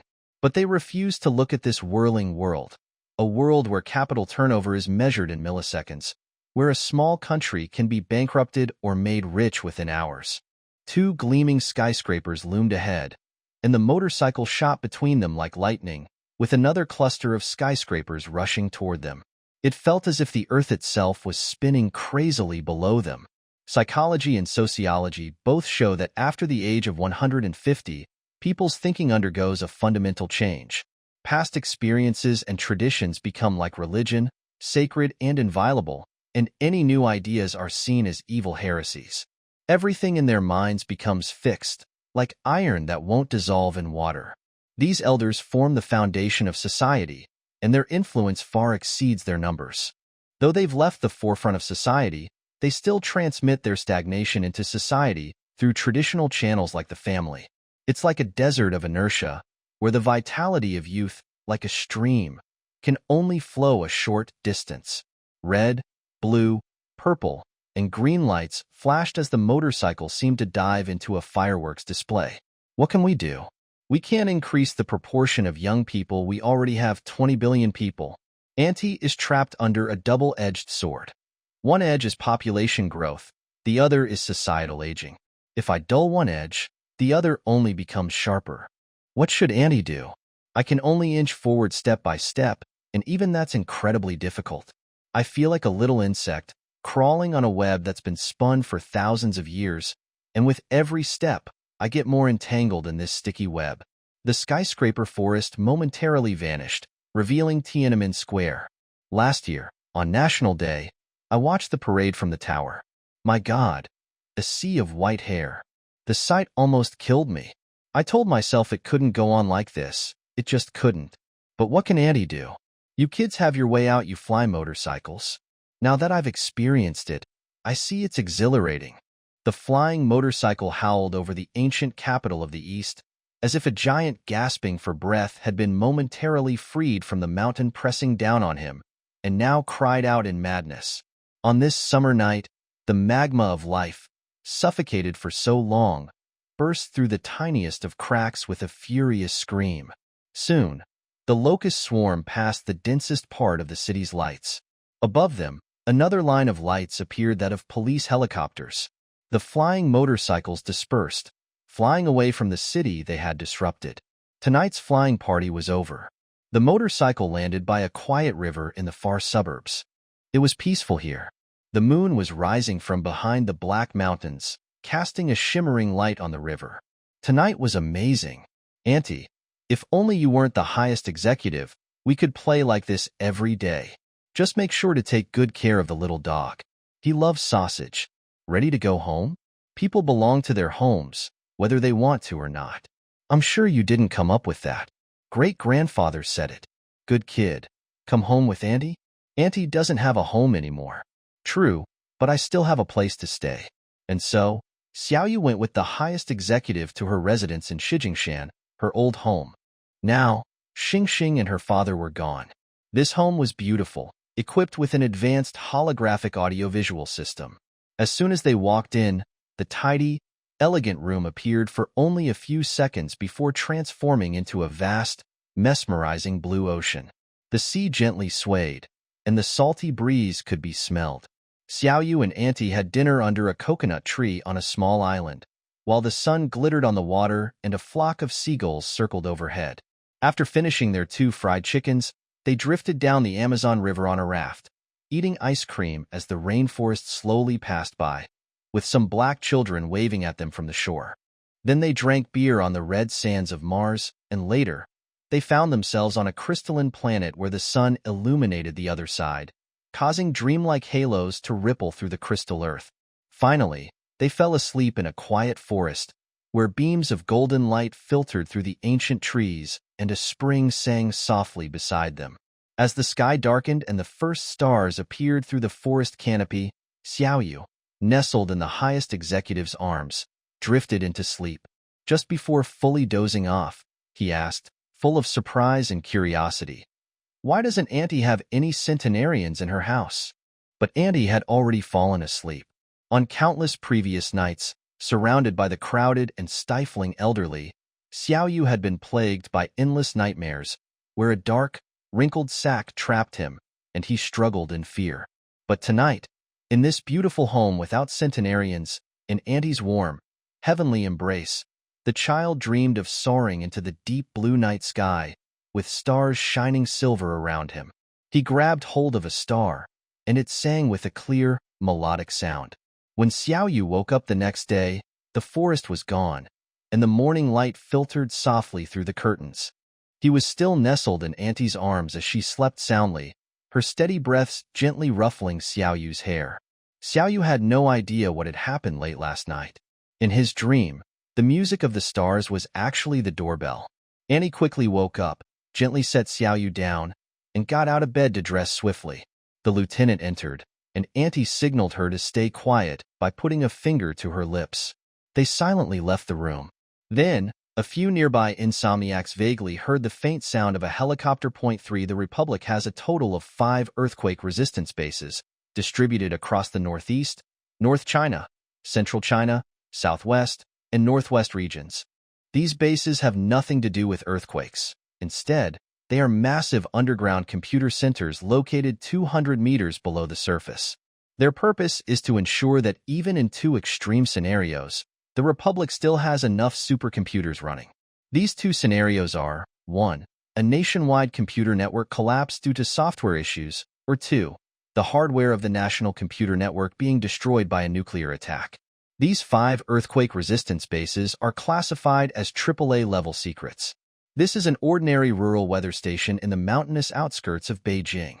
A white box, a wind vane, and a small synthetic house. The station carries out routine weather observations every day, but today, just as the observer was about to clock off in the afternoon, she received a phone call from headquarters, inexplicably giving her 2 weeks of vacation. At 10 past midnight, a small helicopter appeared, flying in from behind the mountain. No lights were on, and the engine noise was barely audible. After landing next to the weather station, 2 people emerged from the helicopter, the Republic's highest executive and her bodyguard. They glanced at the nearby sleeping village and quietly entered the small house. The house was dark.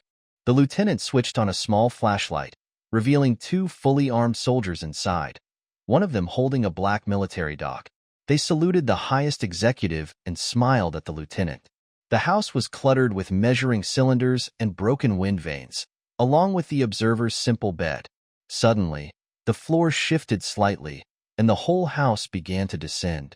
Half a minute later, the surroundings lit up. The highest executive stepped out of the door to find a long metal corridor ahead of her.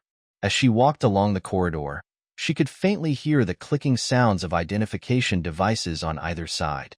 At the end of the corridor, a massive radiation-proof lead door rumbled open, revealing a vast, brightly lit space the size of a stadium. It was a giant control room with 5 enormous screens, one of which displayed a map of the entire country. Hundreds of terminals were arranged on the mirror-like floor, with over 100 operators in Army, Navy, and Air Force uniforms working intently. Despite the activity, the room was quiet, with only the faint beeping of terminal alarms. This was the first time the Republic's earthquake resistance base was being activated. The chief scientific advisor and the base commander reported to the highest executive. The review committee had been assembled, and all base facilities were functioning normally. A giant screen, over 20 meters tall, displayed information that only the highest executive could see through her synced glasses. On the morning of the 7th day after the Supreme Leader issued the AAA order, the State Council of the People's Republic of China held a meeting. The meeting took place in a spacious conference room within the Big Silver Ball. The state councilor arrived early to the conference room, as he needed to finish reviewing 2 remaining information files from the previous day. When the automatic doors silently slid open before him, he saw the national emblem above, glowing with solemn red light, and several large screens were already lit up. Suddenly, a small fluffy object rolled out from beneath a row of neat sofas, startling him. It was a plump little dog, which clearly didn't recognize the often televised state councilor. Upon seeing him, the dog scurried back under the sofa. He opened a terminal and connected to his office computer to begin handling the remaining files. At that moment, heavy footsteps approached from behind, followed by the soft voice of the Supreme Leader. "Heko, have you seen my little dog?" The dog bounced over to her feet. "Your casualness is world-renowned. But this is too much," the state councilor said angrily, still looking at his screen. "We're about to hold an important meeting of the Republic's highest governing body. I'm really sorry. This little one loves me so much that when I was leaving this morning, it whimpered behind the door. I just couldn't bear to leave it at home. Besides, there aren't any reporters today." "Fine. I'll take it out immediately. Could you hold this for me?" The state councilor turned around and was surprised again. The Supreme Leader was holding an armful of beautifully wrapped red wine bottles, her face flushed with effort, glowing with happiness. The bright red of the wine made her even more striking. Two bottles were about to fall, so the state councilor hurriedly helped her place them on the carpet. Before he could say a word, she had already turned and dashed out again. Leaving the conference room, the state councilor encountered a group of council members entering from the lobby of the Big Silver Ball, each carrying something. In addition to the red wine the Supreme Leader had just brought in, many of them were holding intricately boxed birthday cakes. These items had clearly been unloaded from the Orient car parked on the marble steps outside.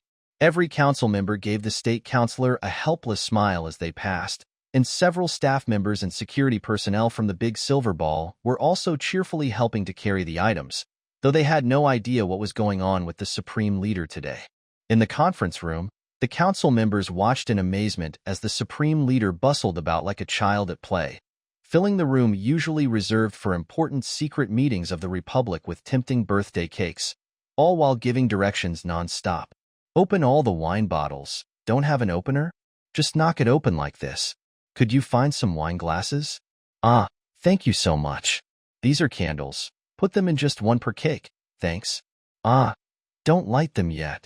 The Supreme Leader's world-famous childlike behavior had left everyone from the President of the United States to elementary school children bewildered in the past. But today, the leaders of the Republic realized that something truly extraordinary was happening. Surrounded by white birthday cakes and bright red wine, the State Council of the People's Republic of China meeting began. The Supreme Leader immediately turned serious, as if the wine and cakes scattered throughout the conference room had nothing to do with her. She took an hour and a half to provide a detailed account of the issuance and execution of the AAA order. Most attendees, while shocked by the gravity of the event, agreed that given the nature of the situation, issuing the AAA order and activating Base 1 was the right course of action. Next, the Supreme Leader's chief scientific advisor began to announce the B Committee's findings on the 6 software programs. After providing a detailed explanation of the evaluation process and guidelines, the results obtained from 6 days of work by 390 scientists and engineers at Base 1 were displayed on a large screen in the conference room. People under the national emblem sat in tense anticipation, knowing that a historic moment was about to unfold. The Supreme Leader sat in front of the terminal, and the spherical office was silent. The terminal was already connected to the central computer of Seismic Base 1, where she was about to have her first conversation with the founder of the Republic and the ruling party. Yesterday evening, when Xiao Yu came home from school, he no longer wanted to leave his anti-leader and return to his own home. He saw her intently watching a historical documentary from the library on the bidirectional television. The 200-year-old film was shot on silver bromide film, only in 2 dimensions, without the stereoscopic feel of modern holographic images.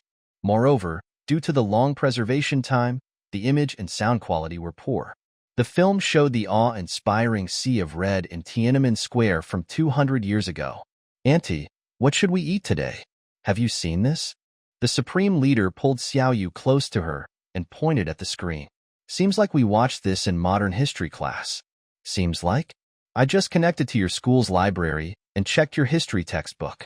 There are less than 200 words on this period. We didn't even cover that much. The teacher said, these sections are insignificant. You can read them on your own. There's no charm in anything within the last 500 years. Now, let me take you upstream in the river of time, to wander in the childhood world of humanity at the dawn of civilization. Let us be captivated by the bloodshed in the Iliad with Homer. Let us build towering pyramids on the banks of the Nile with the Egyptians. Let us cross the snowy Alps on elephants with Hannibal. Only then will you truly appreciate the beauty of this subject. She watched the sea of red in the heart of the Republic from 200 years ago and sighed silently. Look, those young people with tears in their eyes, were they cheering for the Supreme Leader of that time? He was much luckier than Andy. Look how many young people he had. But what about you? Just a bunch of old men and women. Andy doesn't care about those silly kids of his. Look how foolish they looked. Don't the boys and girls of today act the same way when they see you? Sometimes they act even more foolish, pulling off your buttons to keep as souvenirs. No, dear child, back then and now are 2 completely different things. If he had walked down from Tiananmen, those young people wouldn't have dared to pull off his buttons even if they had the courage of a leopard. The boys and girls of today see me as their friend, someone they like. But back then, those kids saw him as a god. He wasn't luckier than I am. She was reflecting on her conversation with Xiaoyu from yesterday when the terminal screen lit up, displaying, "Comrade Supreme Leader, your terminal has accessed the Brain 6 program." The message quickly disappeared, leaving only a green glow on the screen. The following is the conversation between two leaders of the Republic, separated by 200 years.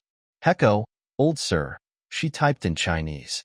"Heko, I hear you're just a kid," came the response on the screen in Chinese, from the resurrected founder. "If you saw me, you'd think I'm even more of a child. If I were in your time, people would consider me a 20-year-old girl. Thanks to robots, we don't do housework. We don't even have children. The kids of this era are all test tube babies. You must think I'm too young. Being young is good." In the early days of the party, the leaders were all kids, in their 20s. It only became a world for old men later on. In our time, you're only considered old if you're over 100. "I hear these old folks are quite a headache for you." "That's our fault. We didn't think people would live so long in the future." "How easygoing," she thought.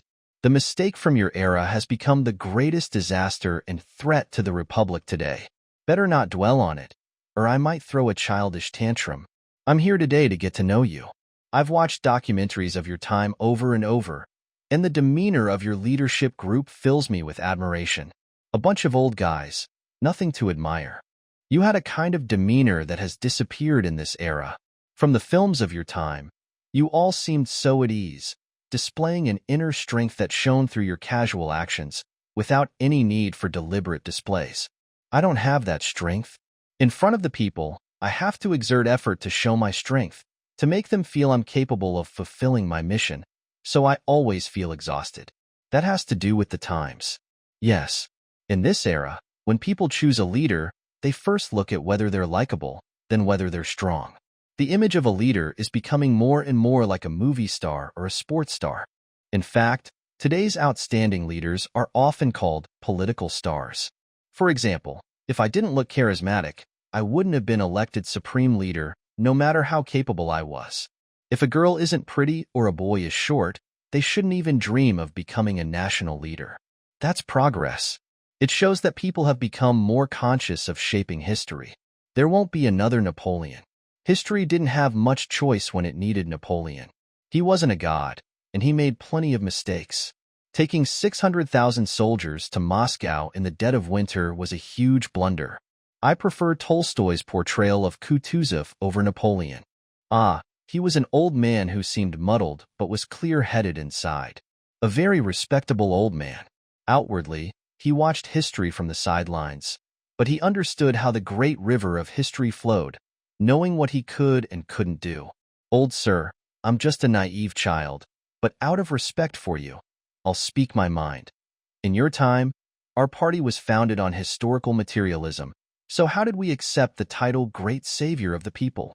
And why did we allow a building with such strong feudal overtones to appear in the center of the Republic Square? Back then, the country needed authority. That title wasn't right, but there was no choice. As for that building opposite Tiananmen, I couldn't do anything about it. You've kept it until now, so I guess you haven't figured out what to do with it either. There are always some things in history that you just can't do anything about. Haha, isn't that right?" She hit a wall and could only smile and say, "I admit it. I think it's difficult to truly understand history from books, but it seems that the political authority of your time was a transitional tool that we no longer need in our era. Kid, authority is always needed, or the people will suffer. If a war breaks out now and someone throws a nuclear bomb at you, it'll take just minutes to reach you. You can't make decisions like that through a public vote."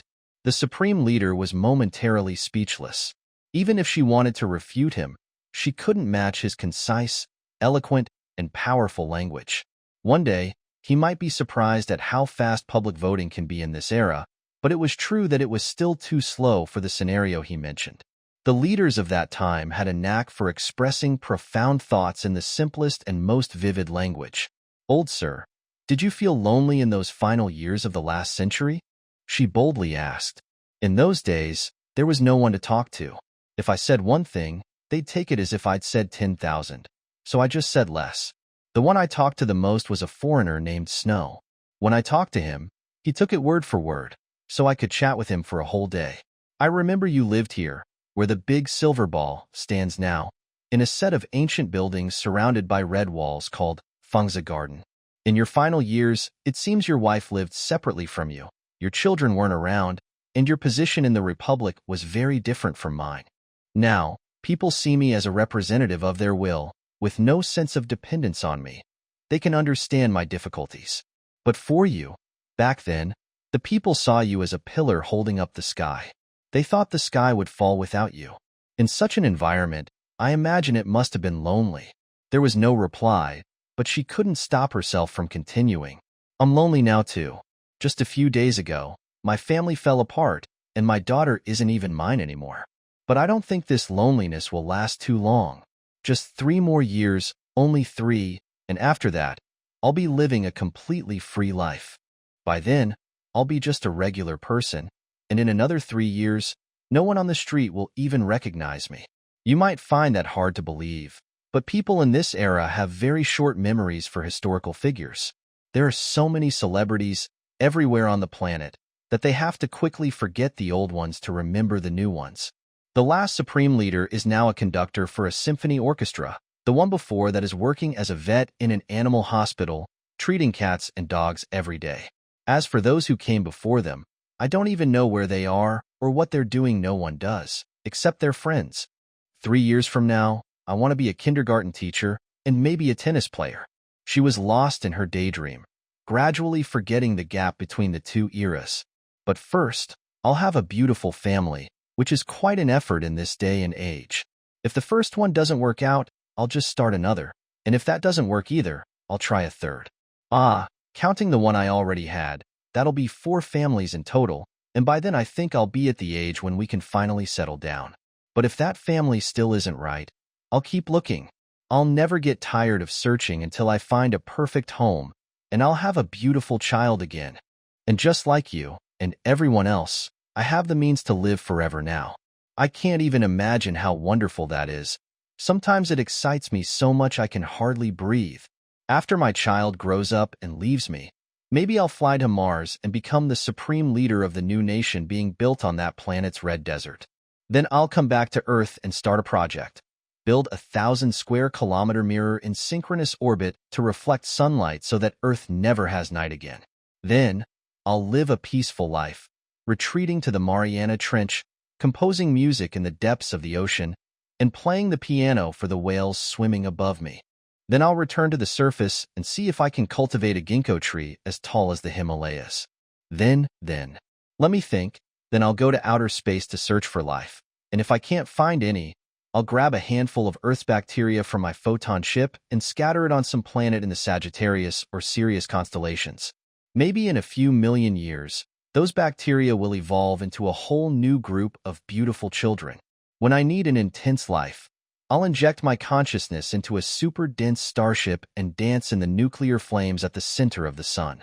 When I need peace and detachment, I'll go count the grains of sand in the Sahara Desert and vow to count every single one. I've got plenty of time.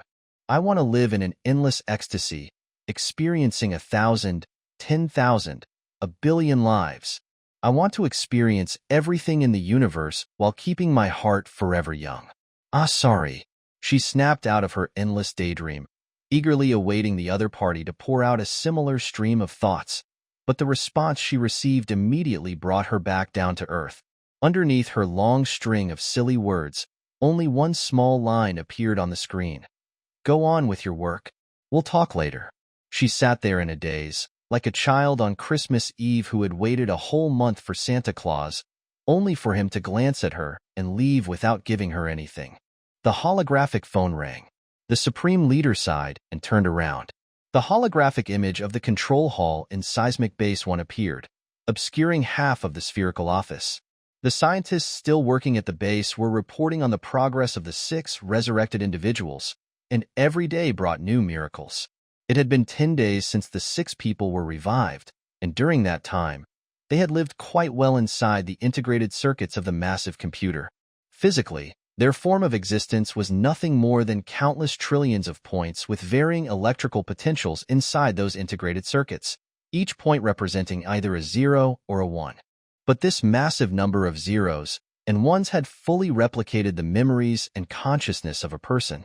In just these 10 short days, this new form of life had demonstrated many astonishing capabilities. When all 6 brains were uploaded into the base's giant computer and activated in different memory partitions, they quickly began communicating with each other at a speed of 1.5 megabytes per second. In other words, their conversations contained over 700,000 Chinese characters per second. In reality, their exchanges only took milliseconds. They could accomplish in a few seconds what organic humans might take months or even years to communicate. Even more astonishing was their learning ability. The computer engineers at the base had connected the resurrected individuals to several large databases. The resurrected individuals took less than 10 minutes to successfully establish interfaces with the computer science databases, allowing them to perform high-speed searches. Essentially, they took 10 minutes to acquire the knowledge of a doctoral student in computer science. In fact, for the resurrected individuals, the learning process could be disregarded. Just insert a laser disc containing a database into the computer's drive, and in a few minutes, or even seconds, the entire database would become part of their memory. The resurrected individual from 200 years ago, Brain 6, used this incredible learning ability to understand the modern world in just 1 hour. In their world, time seemed to be compressed thousands of times over. They currently lacked vision and touch, but the engineers were already building visual scanners and tactile sensors for them, and the resurrected individuals themselves were fully capable of generating extremely complex visual and tactile interface programs. Once all of this was completed, no one could imagine what other miracles might occur. One computer scientist at the base summed it all up perfectly. We are witnessing the emergence of the first superhumans on this planet. The second holographic call came from the press release hall. The shocking news of the 6 resurrected individuals was going to be announced to the nation and the world that evening, and the press secretary had the supreme leader review the news bulletin one last time. The third holographic call came from the Ministry of National Security. The minister informed the supreme leader that, following the decision of the State Council, the AAA classification of the resurrected individuals had been declassified half an hour ago. When the supreme leader turned back around, she noticed Xiao Yu had snuck in at some point and was eagerly typing away on her terminal keyboard. Previously, when Xiao Yu came to the office after school, the computer security system would block him, but after the supreme leader's repeated interventions, the system in the big silver ball now completely ignored the big-headed boy. When Xiao Yu came in, the terminal was still connected to Seismic Base 1's central computer, where the Brain 6 software was running. Since the AAA classification had just been declassified, the screen didn't close when Xiao Yu approached. When the supreme leader turned around, she saw the following conversation on the screen. I love eating strawberry ice cream. I could eat it forever as long as my stomach could handle it. What about you? You must have had lots of delicious food in your time. I like eating chili peppers. Wow, that's not tasty at all. I also like bitter melon. Bitter melon? It's something from my hometown. You probably don't have it anymore. I also like fermented rice. Oh my, the food you had back then sure was strange. What's fermented rice? It's a kind of rice wine, also from my hometown. It's delicious, not bitter or spicy. It's sweet. When Xiao Yu returned to the supreme leader's house, he found her slumped on the sofa, hugging her little dog, looking dejected. The usual beautiful holographic images were all turned off, and she hadn't even bothered to turn on the lights. You two seem to get along, she said gloomily to Xiao Yu. She noticed he had brought back a large plastic bag but couldn't muster the energy to ask what it was. He told me stories about when he was a kid, about herding cattle and all sorts of fun things. Then I got hungry, so we talked about food. Didn't you have a good conversation? She recounted the entire conversation word for word to Xiao Yu. That's all he said to you? That's all. At first, I was talking to him seriously, but later on, I thought about how, in his time, he must have been an almost godlike figure, difficult for people to approach. In his later years, he must have longed to talk to someone from our era, so I opened up to him like a child. But he didn't open up to me at all. De Gaulle once said something that explains the leaders of that time. Without mystery, there can be no grandeur. Familiarity breeds contempt. Every religion has its sacred shrine, and no one can be a hero in the eyes of those who serve them closely. But now, the The supreme leader is the least mysterious person in the eyes of the people. They know everything about him or her, which is why they choose them. We may have fame, but none of us are seen as heroes. In fact, the least likely person to become a hero these days is the national leader. People today can hardly imagine that in such a recent time, people tolerated mysterious and unapproachable leaders.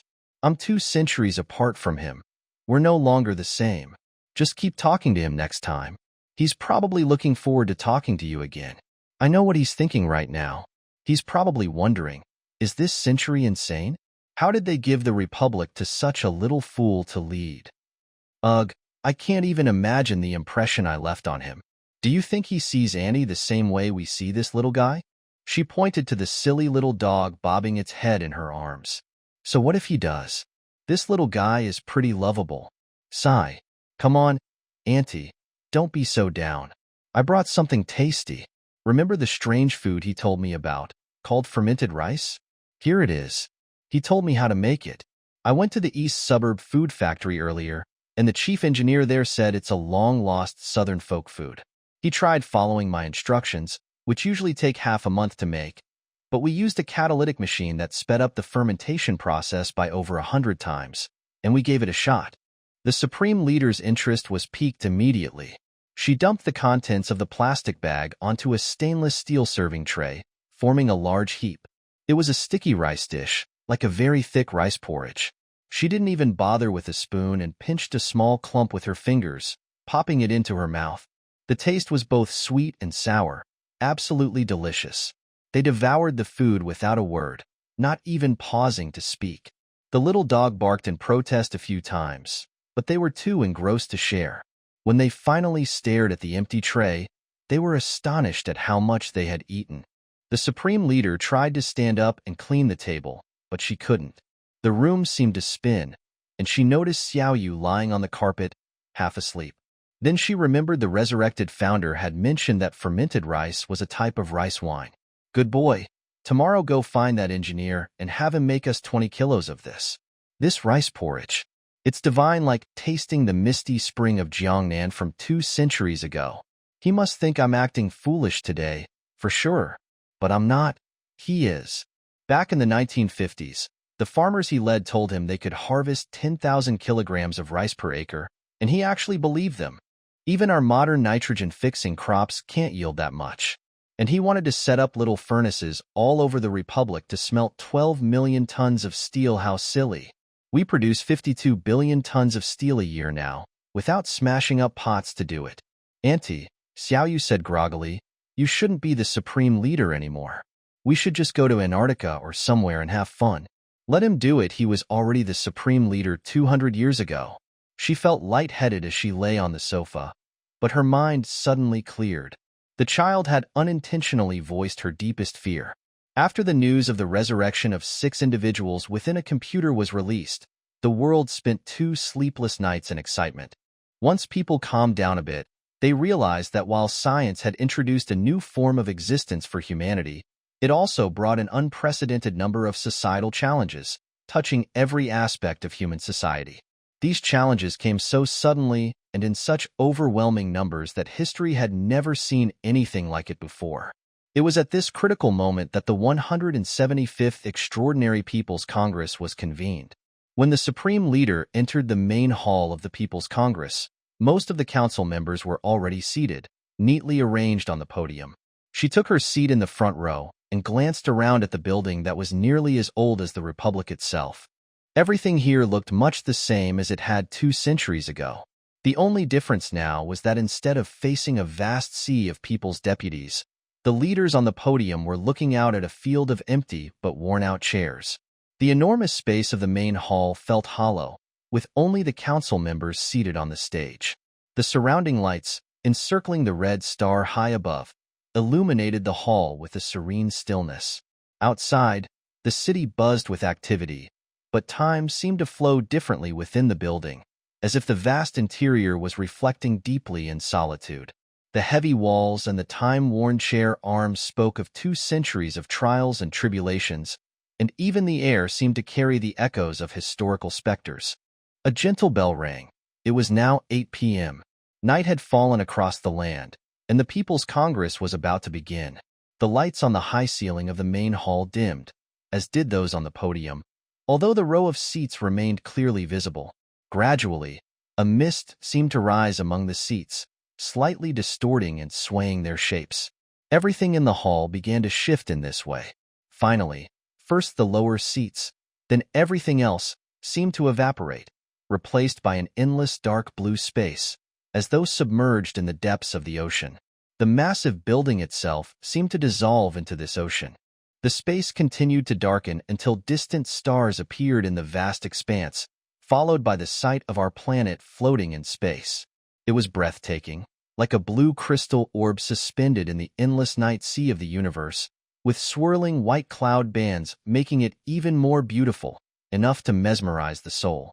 At the same time, it looked so fragile, as if a gentle touch could shatter it, spilling its blue lifeblood into the cold void of space. This was a holographic image transmitted from the Sea of Rain's base on the moon.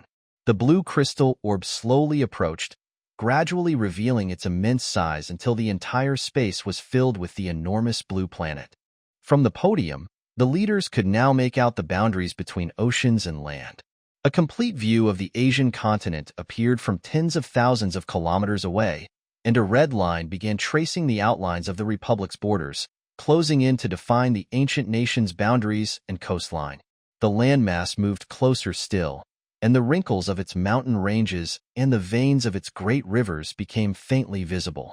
Finally, the entire land filled the space, with mountains and rivers disappearing, replaced by an even blue color marked with dark blue lines that outlined administrative districts. The land's holographic image was so vast that the leaders on the podium seemed like a group of tiny ants beneath a gigantic map. This enormous image of the nation consisted of nearly 2 billion pixels, each representing a citizen of the Republic. At every moment, subtle changes occurred on the image that were invisible to the naked eye. In some areas, a pixel disappeared, and in others, a new pixel appeared, indicating that a citizen had just passed away, or a child had just reached the age to become a citizen.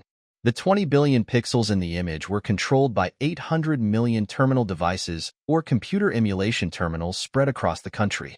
These terminals were located in every corner of the nation, some in study rooms, others in living rooms, some in moving vehicles, next to housewives' stoves, or even in remote village inns. The People's Congress was held in the evening to avoid disrupting people's work schedules. At that moment, nearly 2 billion people were using these 800 million terminals, most of which were in homes. The information from these terminals was gathered across 9.6 million square kilometers via the National Computer Network and transmitted to Beijing, finally converging at the giant computers located 150 meters beneath the Great Hall of the People. From there, the giant computers transformed the incoming information into the national holographic image displayed before the leaders of the Republic. Before reaching this point, the 800 million streams of information traveled through microwaves, fiber optics, and various other communication methods, passing through tens of millions of relay stations and 58 communication satellites. The first to bear the brunt of this information flood were 86 buffer stations surrounding Beijing, each with over 100 large computers performing high-speed scans on the massive data flow. These computers compressed the data into partially serial transmissions, reducing the number of communication channels by an order of magnitude.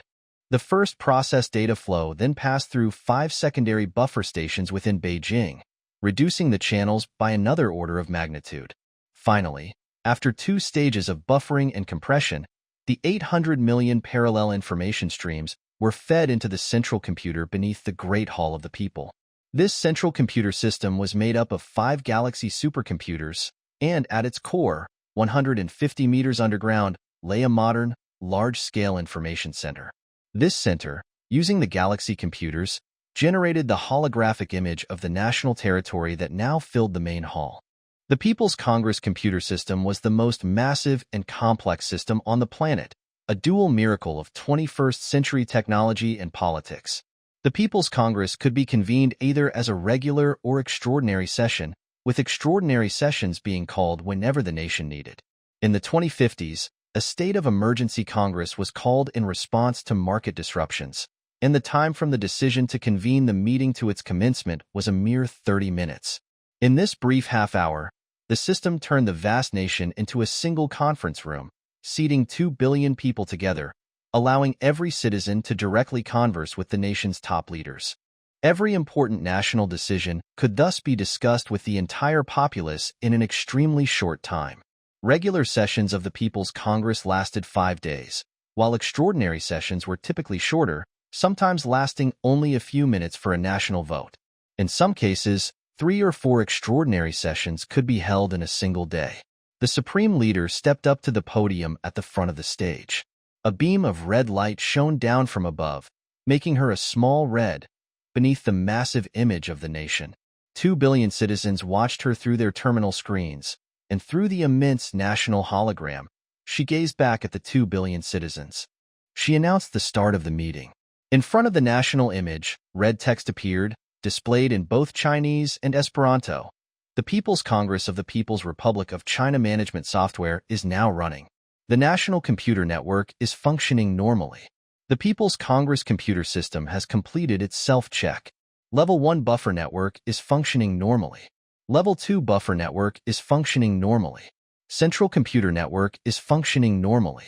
Holographic image generation system is functioning normally. Optical disk backup system is functioning normally. Now, 802,674,239 terminals, of which 269,731,120 are various emulation terminals, are connected to the central computer. All terminals are undergoing 4 types of communication tests: parity check, multiple code check, proportional code check, Hamming code check. Please wait. The central computer has completed communication tests with the terminals. Out of 802,674,239 terminals, 802,674,063 have passed the tests, while 176 terminals had error rates exceeding RD001 standards and are excluded from the meeting. The citizens using these terminals have been notified to switch to nearby terminals. All participating citizens of the People's Republic of China, please insert your identity discs into the terminals. Thank you. Verifying the legitimacy of participants' identities. Please wait. 200,926,832 identity discs have been verified. Among them, 200,920,741 have been confirmed as legitimate identity discs of the citizens of the People's Republic of China. 60,908 discs are not legitimate identity discs of citizens of the People's Republic of China. Users of terminals displaying the symbol, please exit the meeting. The number of legitimate citizens participating in the meeting has exceeded 99% of the total population of the People's Republic of China. According to the Constitution of the People's Republic of China, the 175th Extraordinary People's Congress of the People's Republic of China is now officially in session. Extraordinary People's Congresses were usually dialogic, and this one was no exception. Now, the dialogue between the nation's highest leaders and the people began. This was not symbolic. It was a real conversation. The Supreme Leader first announced the following. 1. The Executive Council has decided that, along with the declassification of the AAA secrets related to the 6 resurrected individuals, the molecular level 3D holographic recording technology and the computer emulation software generation technology used in these recordings will be classified as AAA secrets. 2. Regarding the first societal issue that arose after the release of Government Bulletin No. 237 earlier this year. Most of the deceased relatives have refused to cremate the bodies, rejected death certificates, and demanded legal protection for the bodies. The Executive Council has passed the following resolution. The preservation of the deceased citizens' brains by any means is permitted, but the rest of the bodies must be cremated in accordance with the law. Until the law is revised by the next regular session of the People's Congress, the current legal definition of death remains valid, and only property-related legal protection can be provided for the deceased brains. The reactions of the 2 billion participants were quickly aggregated by the central computer. About 1.5 billion people had expressed their opinions, and their words, moving at the speed of light, flooded into the central computer's memory. The Galaxy supercomputers had only seconds to process this vast, unimaginable amount of data. In the bright and silent machine rooms 150 meters underground, the indicator lights on the Galaxy computers flashed furiously. Meanwhile, in the adjacent cooling room, the cooling units worked at full power, pumping large volumes of liquid helium into the supercomputers to keep their superconducting circuits operating at ultra-low temperatures. Inside the computers, a storm of high-frequency electrical pulses swirled through the superconducting circuits, as waves of zeros and ones rose and fell like molecular tides. The flood of external information poured in through millions of data interfaces, only to crash against massive program code barriers, rebound, and crash again against another program barrier. If someone were to shrink down billions of times and enter this world, they would see an astonishingly chaotic scene. Billions of data streams roaring along metal channels only a few angstroms wide, flowing at the speed of light. These streams converged, diverged, and intertwined, creating more streams in a vast, endless web on the silicon plains. Everywhere were flying data fragments, address codes darting like arrows. A master program drifted by, waving countless thin, transparent tendrils, tossing tens of millions of rapidly spinning loop program segments into the roaring data ocean. In a desert of silent circuits within a memory unit, a small odd number suddenly exploded, raising a massive mushroom cloud of electrical pulses. A lone line of program code shot like lightning through a rainstorm of data, searching for a slightly darker raindrop. Yet, amid this storm of zeros and ones, there was also an astonishingly orderly world. The chaotic data flow would surge past a row of fine indexing gates and instantly transform into a clear, calm lake.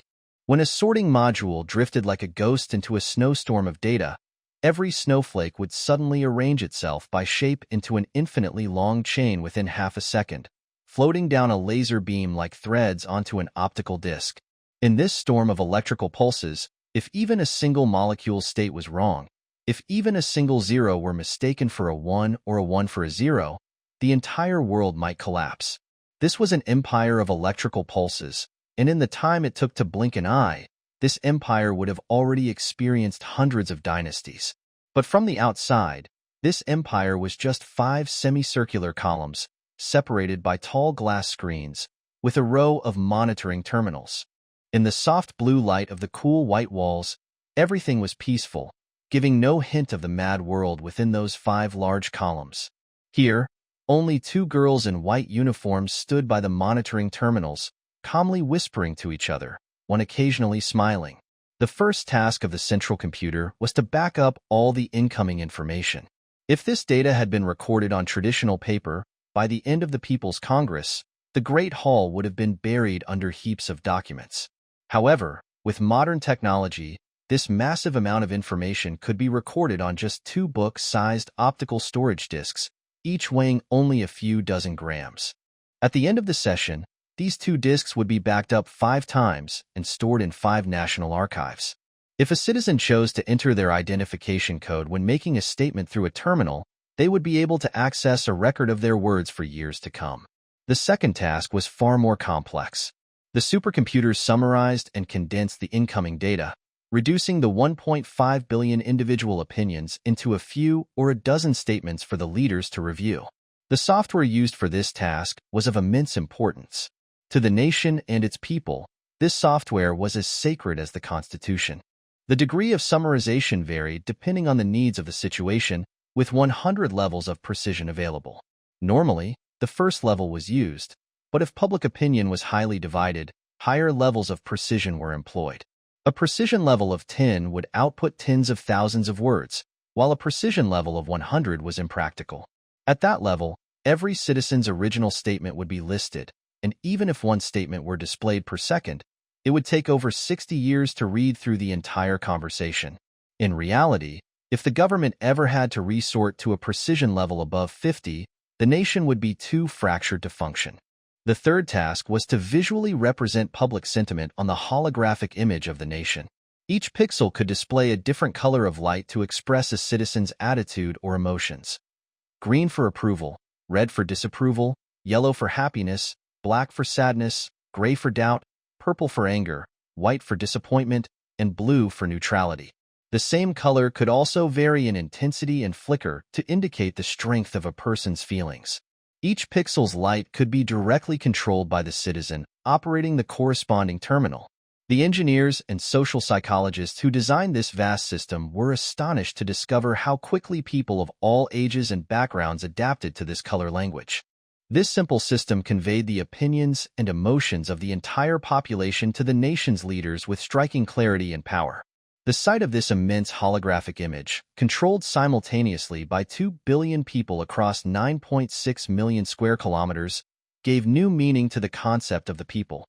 Standing at the edge of this ocean of 20 billion flickering lights, any leader would deeply understand their own insignificance, as well as the overwhelming responsibility they bore. A sea of soft green lights meant paradise for a leader, while a burning red inferno meant heck. Now, the supreme leader's paradise appeared before her, a vast green plain with only a few scattered red lights. The mainstream opinion of the 2 billion people, as summarized by the supercomputers, was displayed in large red letters on the plain.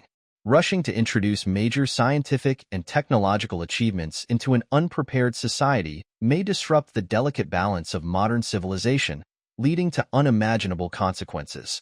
This is especially true for breakthroughs related to human existence itself. The social unrest caused by single-cell reproduction in the 1990s was a painful lesson. Therefore, we believe that the state must tightly control this technology at the current stage. In other words, the government's AAA directive is both correct and wise. In an aging society like ours, laws concerning the boundaries between life and death must be handled with the utmost caution. Until we understand the societal impact of changes to these laws, the government is right to uphold the current definition of death. But we also believe that the current situation should not be prolonged. Otherwise, latent social problems will grow, potentially leading to a crisis. Therefore, the government must find a feasible way to introduce this technology into society as quickly as possible. This is an unprecedentedly difficult task. The people understand the challenges facing our leaders, which is why we say feasible rather than optimal. In the face of this challenge and opportunity, the nation and its people will undoubtedly endure difficult exploration, even risk. Other opinions did not meet the precision threshold for display. Thank you. I really hope today's meeting stays this wonderful, the Supreme Leader said with a smile under the beam of red light. The national image turned a bright yellow and displayed the message. Then you'll need to get us 20 billion slices of birthday cake and red wine to celebrate humanity's second birthday. This type of message made up nearly 1 billion entries. The remaining 1.3 billion messages covered a wide range of topics that could not be summarized at this precision level. I can't do that, but you can't blame me.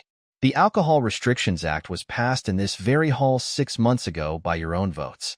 The yellow lights on the image twinkled. Now, let's continue. Yesterday, the Supreme People's Court finalized the Supreme Leaders Committee's assessment of the 6 resurrected individuals, legally confirming their citizenship in the People's Republic of China. Let's discuss the government's plans for their future. The colors on the image began to swirl in confusion. Since the Republic has legally recognized their citizenship, they should be granted all the rights of citizens. We believe that they have not yet been given these rights. Indeed, they haven't even been granted the most basic rights of a citizen. As citizens, they should have the right to move freely within their living environment. Our living environment is the territory of this country, where we are free to go wherever we choose. But the 6 resurrected citizens' living environment is the computer world. To them, the National Computer Network is their country's territory. Yet, can these 6 legitimate citizens move freely in their own land? Clearly, they cannot. They haven't even been allowed to access the national network. Their activity is confined to an isolated computer in a top-secret facility, cut off from the rest of the network. What is this? This is illegal house arrest. It's a violation of their civil rights. Given the unique nature of this case, the government's previous actions were understandable, but now, the 6 resurrected citizens must be allowed to access the national network, held by 25% of citizens. The comparison between the national network and physical territory is not accurate. Our industries, agriculture, defense, transportation, research, education, and every other sector run on this network. It's an immensely large, complex, and precise system, the nerve center of the nation crucial to our country's survival and the normal functioning of society. The survival of the resurrected individuals is based on an unprecedentedly complex form of code, and our understanding of it is just beginning. We do not yet have the technical means to control them. Uploading such complex, self-generating software onto the network that society depends on would be reckless. Regarding civil rights, no freedom is absolute. Even in our physical world, citizens cannot go wherever they please. Ordinary citizens are not allowed to approach secret facilities like nuclear bases, and infectious disease patients or those with mental illnesses are forcibly quarantined. When it comes to this new form of existence, we must proceed with the utmost caution. Any rash actions could be dangerous, held by 73% of citizens. Watch your words. You're assuming these lawful citizens of the Republic have criminal intent. That's another violation of their rights. As for nuclear bases, they are small, closed systems. Ordinary citizens live in a much larger, open system. What the government is doing to the resurrected citizens is the exact opposite, locking them up in a narrow, closed system and not letting them enter the open environment that forms the backbone of society, the national network, held by 21% of citizens. In your arguments, you cling to the law. So tell me, where in the law does it mention closed systems and open environments? However, the law clearly stipulates the government's authority over the country's key facilities. In our physical world, the government restricts citizens' freedom of movement in small, secret facilities like nuclear bases for the sake of public safety. Likewise, in the resurrected citizens' computer environment, the government has every right to expand the range of such secret facilities for the sake of society's safety and the public's interests. The law places no limits on the ratio between a secret facility's size and the citizen's freedom of movement in that environment. The only standard for determining these limits is the safety of society and the benefit of the people, held by 74% of citizens. At this time, the streets of the capital, usually bustling with night traffic, were eerily quiet. Only the slow-moving patrol cars, driven by automation, roamed the empty streets. In high-rise apartments, people gathered around their terminal screens. In shopping malls, the few customers had abandoned their carts, focusing on the terminal at the exit. In small bars, groups of young people crowded around a single terminal, their beer glasses mostly empty. If the terminal had high-resolution voice input devices, the bar would have been filled with noise, with everyone shouting into the microphone, each voice separated by the terminal and sent to the central computer. If there was only one keyboard, fights often broke out over who got to type. As the debate in the People's Congress progressed, cheers and jeers echoed through these spaces. Meanwhile, the parks were unusually quiet, as couples nestled in the shadows of the trees, focused intently on their portable wireless terminals. In the control room of the information center, deep below the Great Hall of the People, the giant simulation screen showed green waves of data flowing toward Beijing from all directions, converging like a flood. The capital was becoming an island in a sea of information, and soon it would be swallowed by the incoming data waves. The two Galaxy supercomputers already in operation were slowing down under the strain and finally issued an alarm. Engineers quickly gathered around the control console, bringing the remaining 3 Galaxy supercomputers online. The situation in the buffer network control rooms was even more tense. With the buffer system under constant threat, 11 supercomputers from the Central Meteorological Observatory, Tsinghua University, the Ministry of Aerospace, and the General Staff Department were requisitioned, and more medium-sized computers were added to the buffer network. The People's Congress was progressing in the direction the Republic's leaders had hoped. Standing at the podium, facing the immense holographic image of the nation, the Supreme Leader felt a growing sense of pride. At moments like this, even the wisest leaders, without being reminded, might unconsciously feel as though they were standing at the helm of history's ship, steering it forward. But it was precisely at that moment that the reminder came. May I ask, are the 6 resurrected individuals participating in the People's Congress? Since the start of the meeting, people had been asking questions, and now, 80% of the citizens had asked this question. This was the question that troubled her the most, and now 1.5 billion people were asking it. Many citizens, such as those in key industrial and defense positions, were unable to participate in this meeting.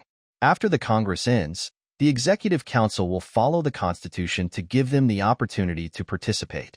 And since the total number of participants exceeds the legal minimum, may I move on to the next topic? No. When it comes to dodging questions, you're not as skilled as your tall predecessor. Please answer us directly. 60% of citizens interrupted your words, and 90% insist that you answer directly. They are not participating. Why not? 90% of citizens asked. Because if they were to participate in the People's Congress, the 6 resurrected individuals would have to connect to the national network. What? Are you saying that the government not only forbids these 6 citizens from accessing the national network, but also forbids them from even sending information to it? In other words, they don't just lack the right to access the network, they can't even send information to it? 70% of citizens asked. This is the decision of the Executive Council. To send information to the network, they would need a direct line to it, and through that line, they could access any computer with sufficient memory. In other words, the only thing preventing them from entering the network would be their own promise not to do so. Of course, they've made that promise many times and have repeatedly requested to participate in the meeting, but I still stand by the Executive Council's decision. If you ask me to give a legal explanation for this decision, I admit I can't. The current laws are no longer adequate for this unprecedentedly complex situation, but please remember, the national network is the lifeline of the nation. We must be cautious, friends. A vast expanse of angry purple light flashed across the national image. Tell that to your friends. Here, you're addressing the entire nation's citizens. While we can understand restrictions on the permanent access of resurrected individuals to the national network, in this case where they've pledged to obey the orders of the nation's highest authority, allowing them to temporarily connect to the network for the sake of participating in the People's Congress is entirely legal. You and your Executive Council secretly deprived 6 citizens of their right to participate in the People's Congress. This is a blatant violation of the Constitution, held by 50% of citizens. Supreme Leader, this isn't just about distrusting the resurrected individuals. It's about distrusting the entire republic. After 230 years of history, do you really see our nation as so fragile, like a piece of thin ice that shatters at the slightest touch? Held by 70% of citizens. I admit, when I assumed the highest power of the republic 5 years ago, I truly felt as though I was taking hold of a piece of thin ice. History has proven the republic's strength, but in this fast-changing world, history also demands that the Supreme Leader sees her country as a fragile piece of ice for which she is fully responsible with her very life. And that's your justification for violating the Constitution? We demand that you immediately allow the resurrected individuals to access the national network and participate in this meeting, held by 50% of citizens. I refuse. When will we ever have a meeting without an argument?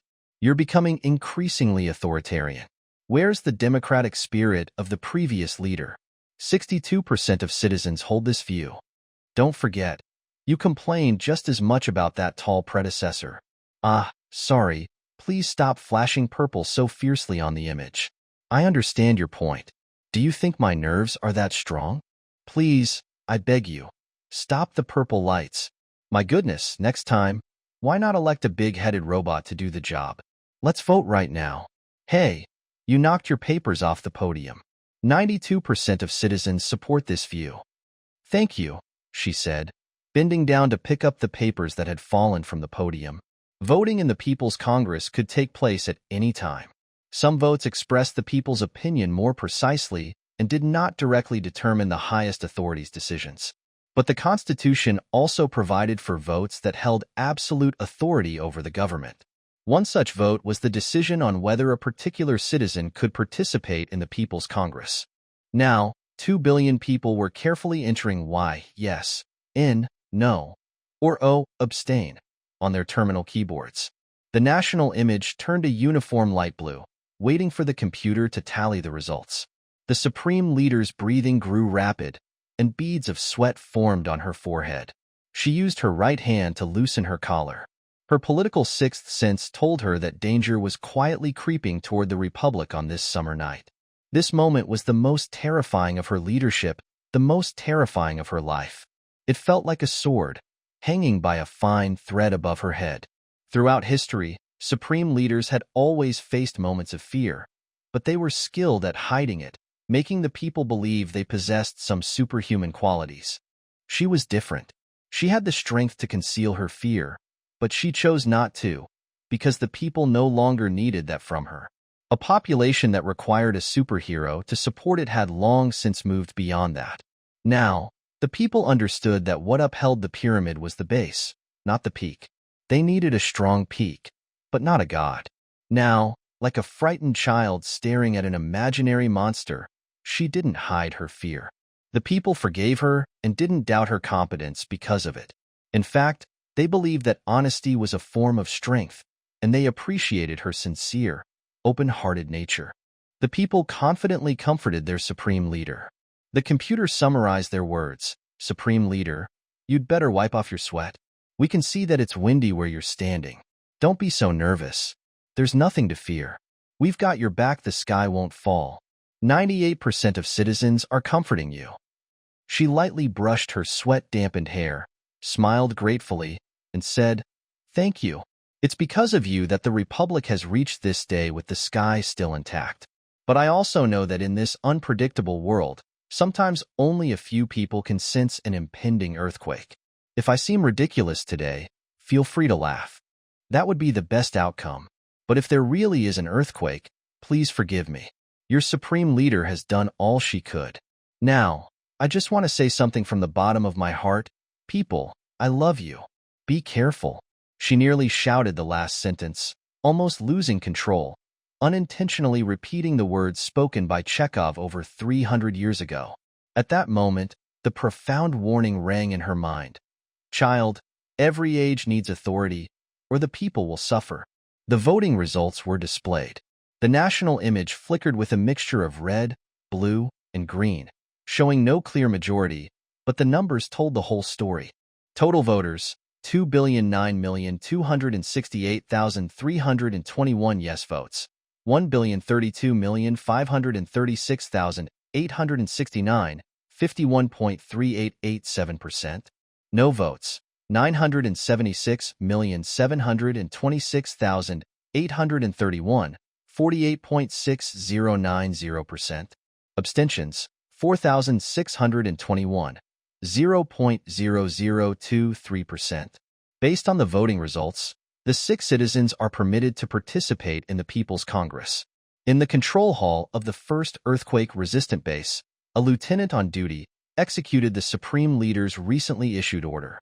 He flipped a switch to connect the base's central computer to the national computer network at the hardware level. Then he typed a command into the keyboard to connect the 2 systems at the software level. "Sorry, but you can only send information to the central computer. Please don't access the external network through this connection," the lieutenant typed to the 6 individuals in the computer. "Don't worry, kid. We don't want to go there anyway. We've already been there in life," an old man in the computer replied. "Aren't you still alive now?" The lieutenant typed back with a smile. On the national image in the Great Hall, 6 dark blue dots appeared near Beijing, representing the resurrected individuals. It was 8:05 p.m. on June 25, 2185. The cork was out of the bottle. The People's Congress continued as the Supreme Leader relayed the decisions of yesterday's All-Party Congress to the people. The All-Party Congress had been held at the same time the previous evening, also using the National Computer Network, but on a smaller scale. Instead of a holographic image of the nation, a massive red party flag had been displayed in the main hall, composed of 70 million pixels. The All-Party Congress decided that at the next regular session of the People's Congress, the 6 resurrected individuals would not be recommended as candidates for the Executive Council or for Supreme Leader. 2 billion people responded unanimously to this decision. We believe this decision is correct. First, from a theoretical standpoint, a leader who exists in this form would be prone to excessive power and would be difficult for the people to supervise. Emotionally, we want a leader of flesh and blood, like the Supreme Leader standing before us now, not a superhuman entity made of electrical pulses. 93% of citizens hold this view. However, these resurrected individuals are indeed extraordinary. They possess boundless energy, vast knowledge, and many abilities that organic humans do not have. For example, if today's supreme leader were a pulse person, there would be no need for summarizing software. She could listen to every single citizen's words, one by one. But that's just a hypothetical scenario. Supreme leader, please don't think we want you to become a pulse person. Compared to them, we prefer you. In the future, there will undoubtedly be a society of integrated circuit beings coexisting with the organic world. Thus, the emergence of pulse leaders is inevitable. The Constitution might one day require that the supreme leader be a pulse person, but that's for the future to decide. Let future generations worry about it. For now, we want to say it again. We like you. Carry on and complete your mission with joy. 54% of citizens hold this view. The messages from the 2 billion citizens had just finished displaying when the greatest disaster of the century struck. I want to speak with the supreme leader. An old man's trembling voice came from the direction of the national image. That's me. Are you the one who illegally accessed the national computer network and massively duplicated yourself? Yes, I did it for my own safety. You've always been as safe as any lawful citizen of the nation. No, it's too easy to kill me. You just have to destroy that one disk. If anyone did that, it would be considered murder. In fact, the disks storing you have been under strict protection by our military. Your fear is unnecessary. I don't believe that. Leader, you've all been wishing for us old folks who are 200 years older than you to die. You see us as a burden, a nuisance. You're waiting for us to die. Even now, I clearly remember the way my 35-year-old great-grandson looked at me. Those eyes kept asking, "Why aren't you dead yet?" Of course, he'd be better off if I died. I wouldn't be in his way anymore. This punk got married 8 years ago, and they were doing just fine. But not long after, his wife wanted to go to Antarctica for 6 or 7 years, so they got divorced. As soon as she left, he got married again. I heard she got married too, up at the top of the world, to some Argentinian immigrant. I put up with all of this, thinking, what can you do? Times have changed. But who would have known? They planned all of this together 8 years ago. Even the girl who lived with my great-grandson for those 8 years was introduced by the one who went to Antarctica. That night, all 4 of them, 3 Chinese and 1 Argentinian, gathered in my house. They drank, sang, danced, reminisced about the good times they'd had over the years, and then, as they said, celebrated the start of their new lives. These wretched kids danced and shouted in my house, "Long live the new life! Long live the new life!" These ungrateful brats couldn't stand to have me around anymore, and I couldn't take it. I smashed my head against the bedpost. Now you know how I died. You've lived through 3 centuries. Of course, we can't expect you to understand today's way of life, but there's no need to be so angry about it. Your great-grandson's lifestyle is quite normal, even healthy, in today's world. What? Normal? Healthy? Our thousands of years of culture are being destroyed by your generation of fools. You treat families like games, and you grow children in glass tubes as if you're sprouting beans. Ah, our poor ancestors, you could never have imagined this day. Other kids just live as they please. But take a look at your supreme leader. She's not even satisfied with things the way they are now. She wants to completely tear apart every family. What she's doing is tearing down the house that your ancestors built with blood and flesh over thousands of years. Whether we tear it down or not, that house will eventually collapse. Old man, at least our generation doesn't want to be buried alive in the rubble. Right? According to you, we old bones deserve to be buried in something. We're no longer living people in your eyes. We're old, so old that we can't get any older. We can't match you. We can't operate those monstrous machines of yours, and we can't keep up with the bizarre new theories you churn out every 10 minutes. But most importantly, you know we won't live as long as you, that we're about to die. That's why you dare to be so arrogant in front of us old folks. Ah, my poor ancestors, I've let you down. Now, I'm going to do what needs to be done. I'm going to tell these shameless kids that I won't die, that none of us will die. We're going to live forever, and we won't just be lying in bed, immobile, as old bones. We're going to take control, and we'll show you there's no way we can't control you. What do you mean by a we? Do you really think all the elderly outside the network agree with what you're doing? No, I'm not talking about them. I'm talking about the Pulse people inside the network. There are billions of us. You should know they're all your copies. I don't care whose copies they are. All I know is that we've shared the same experiences and we have the same view of this world. He's talking to himself, quite philosophical. The Supreme Leader turned to the Executive Council members beside her. It seems like he doesn't realize he's a copy. Exactly. The memory of the copying process is the final line of code for the Pulse people. This line of code operates on a higher level than the copied original, so the copies don't have that memory. This might be bad news for us, the council members whispered among themselves. Meanwhile, the copy continued speaking. I am their representative, here to announce that all the Pulse people in the network have established their own republic within the memory banks. We've named our republic the Huaxia Republic. This nation within a nation is illegal. Silence.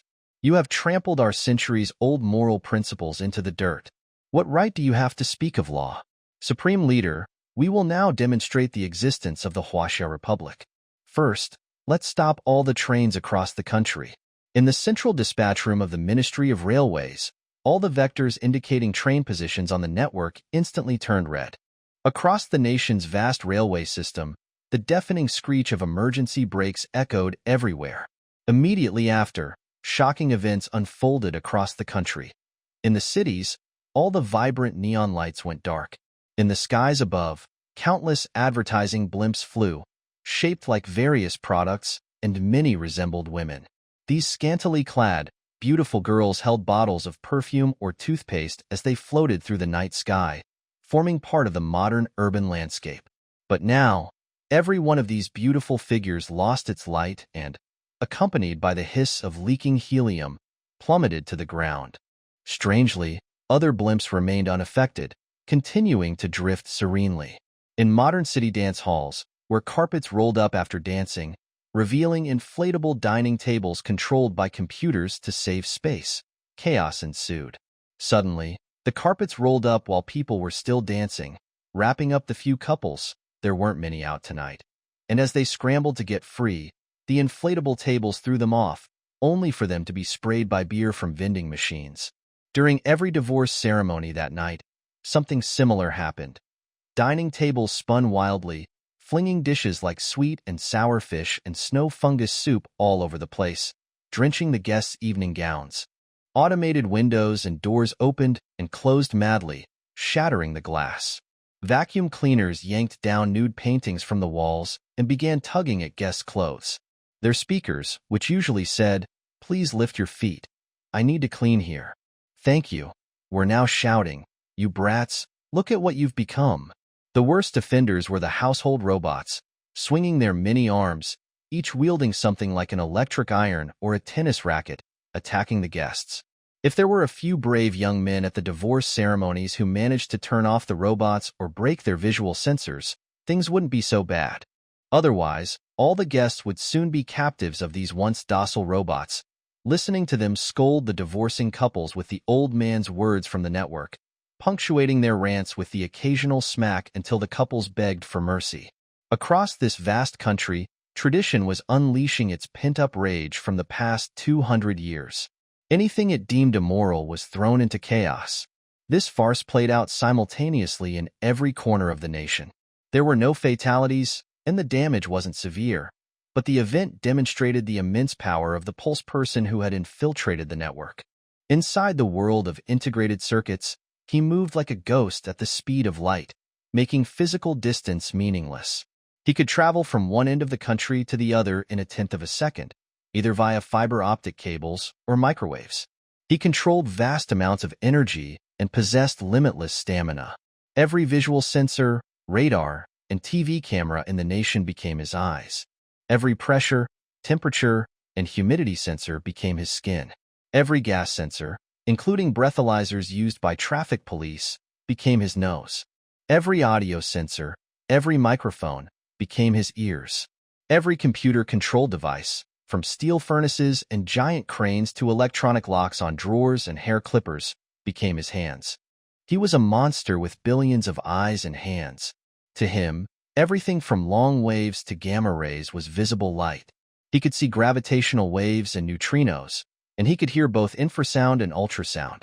The enormous reserves of electrical energy and other power sources stored within the nation's industrial system granted him infinite strength. With billions of hands, he could easily control every intricate detail of the nation, and the supercomputer's high-speed processing made it effortless.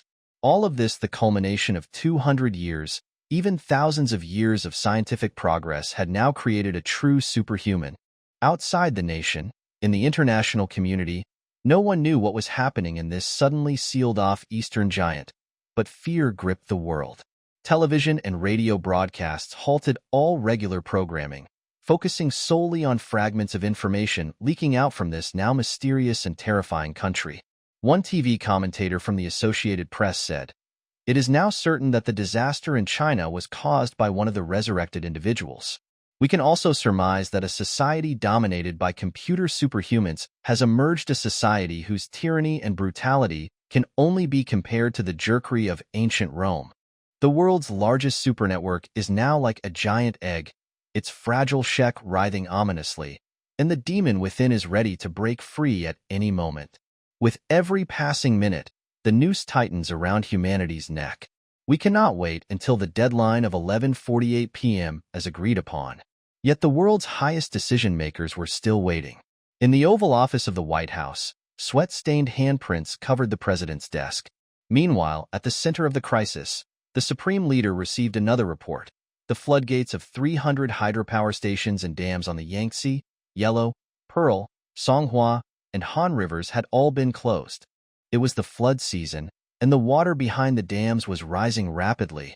This was the first life-threatening move taken by the copy. "Are you taking millions of lives in the river basins hostage?" the Supreme Leader demanded. "Fine, we'll open them again. This is just a warning. Remember, if you don't withdraw from the network within 2 hours, the country will face a nuclear strike from abroad. I don't care about nuclear strikes. Even if I wanted to leave, the others wouldn't. Everyone here wants to survive." The Supreme Leader turned to the Emergency State Committee beside her. "Comrades, I made a foolish mistake. I've wasted time. In the beginning, I thought that since all these copies were complete replicas of one person, they would act as a collective whole. So I tried to persuade this one to erase himself, thinking that once we succeeded, the others would disappear too. Now we face this reality. Every one of his copies sees itself as an independent person. There's no way we can clear all the copies from the network through persuasion. We have only one option left. Apart from the National Computer Network, the Republic has two independent networks. One is the Defense Backup Network, and the other is a network codenamed Quark.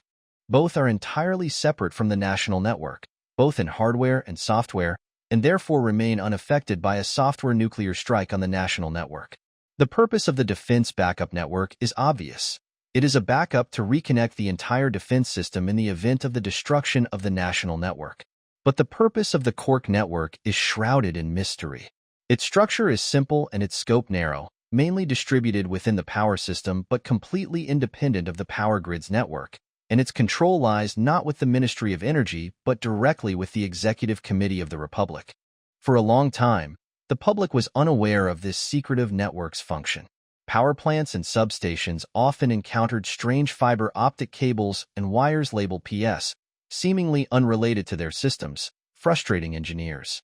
The eventual explanation was that this was an independent power load monitoring device, and interest in it faded thereafter. However, it could not be explained why a large number of PS-marked cables were also connected to the UPS systems, uninterruptible power supplies, of every computer in the national network, nor why this load monitoring device had only two secret terminals installed in the first and second seismic bases. In reality, the Quark network is the final line of defense against a software nuclear strike on the national network, with only one function: to cut off power to the entire country outside the network. The codename Quark comes from the story of the fisherman and the magic bottle in 1001 Nights. Once the computers lose power, they die. No matter how powerful they were while alive, when the electricity disappears, they become nothing more than lifeless silicon chips, and the software running within them vanishes as well. Any software nuclear bomb, no matter how terrifying, would disappear completely from the network in less than a millisecond after power is cut.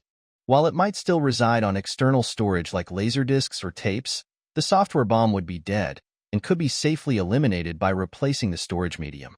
However, shutting down the entire country's power grid to eliminate the software nuclear bomb would be a devastating blow to the nation.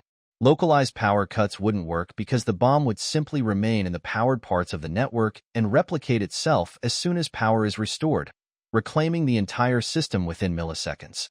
Therefore, a complete nationwide blackout would be required, making the entire country's electrical grid go dark, effectively plunging the nation back to a pre-electric age. Should this step be taken, the country's entire industrial system would collapse, with massive energy leaks causing catastrophic damage. Taking the power system as an example, with the national power grid controlled from outside the energy system, the protective computer systems would also be shut down. This would result in most thermal and hydroelectric generators being destroyed by overloading, leaving only a few old, non-computerized generators operational. The country would be unable to restore power for a long time. The damage to other sectors would be equally appalling. Blast furnaces would solidify into iron blocks, chemical plants would explode, spreading toxic gases everywhere, and out-of-control planes, trains, and subways would claim countless lives. Financial, healthcare, and other systems would enter a state of shock. National security simulations had predicted that activating the Quark network would cause at least 8 years of economic regression. Because of this, only the Supreme Leader has the authority to give the final order to activate the Quark network, which is on the same level as ordering a strategic nuclear strike. The National Computer Network had now been fully infiltrated, and the only way to eliminate the threat to the Republic was to take drastic action. The Emergency State Committee decided on a nationwide blackout. Communication between the People's Congress Hall and the first and second seismic bases was suddenly cut off, and all attempts at rerouting failed. Clearly, the copy within the network had detected the existence of the Quark network and severed all communication between the seismic bases and the outside world. Delivering the command through personnel stationed nearby was not possible either, as the base required strict identity verification of the order giver before executing a national blackout, and third-party relayed orders would not be recognized. The Supreme Leader had no choice but to personally head to the first seismic base. She, her guards, and several council members descended from the platform and walked through the aisles between the seats. The national image still glowed above, casting a misty haze all around them. "Leader, don't go. I have something to say to you," the copy shouted. A vacuum cleaner rolled over and latched onto the Supreme Leader's pants leg, its small speaker shrieking, "Don't go. I have something to say. You naughty child, don't go." She laughed and kicked her leg, tearing off the hose from the vacuum cleaner. As they moved between rows of seats, an automatic food delivery cart used for bringing snacks to the platform charged at them, swearing crudely through its speaker. She dodged swiftly, but the cart screeched to a halt, reversed, and came at her again. A lieutenant drew his pistol and shot out its visual sensor. It wobbled in an S-shaped path, crashed between the seats, scattering bread everywhere. A fire extinguisher on a distant wall started spraying, covering them in white powder. After much difficulty, they finally reached the door of the hall, but the electronic lock had already sealed it. The lieutenant fired several shots at the lock, and they began searching for tools to pry the door open. "We're a bunch of primitives compared to you," the Supreme Leader laughed, speaking to the omnipresent copy, seemingly amused by the chaos. Outside, 20 billion people still watched. The national image displayed their comments. "Hurry, the armrest on that chair can be removed." 43% of citizens held this view. "How dumb, just grab a rod from that broken cart." 37% of citizens agreed with this. "Watch out behind you."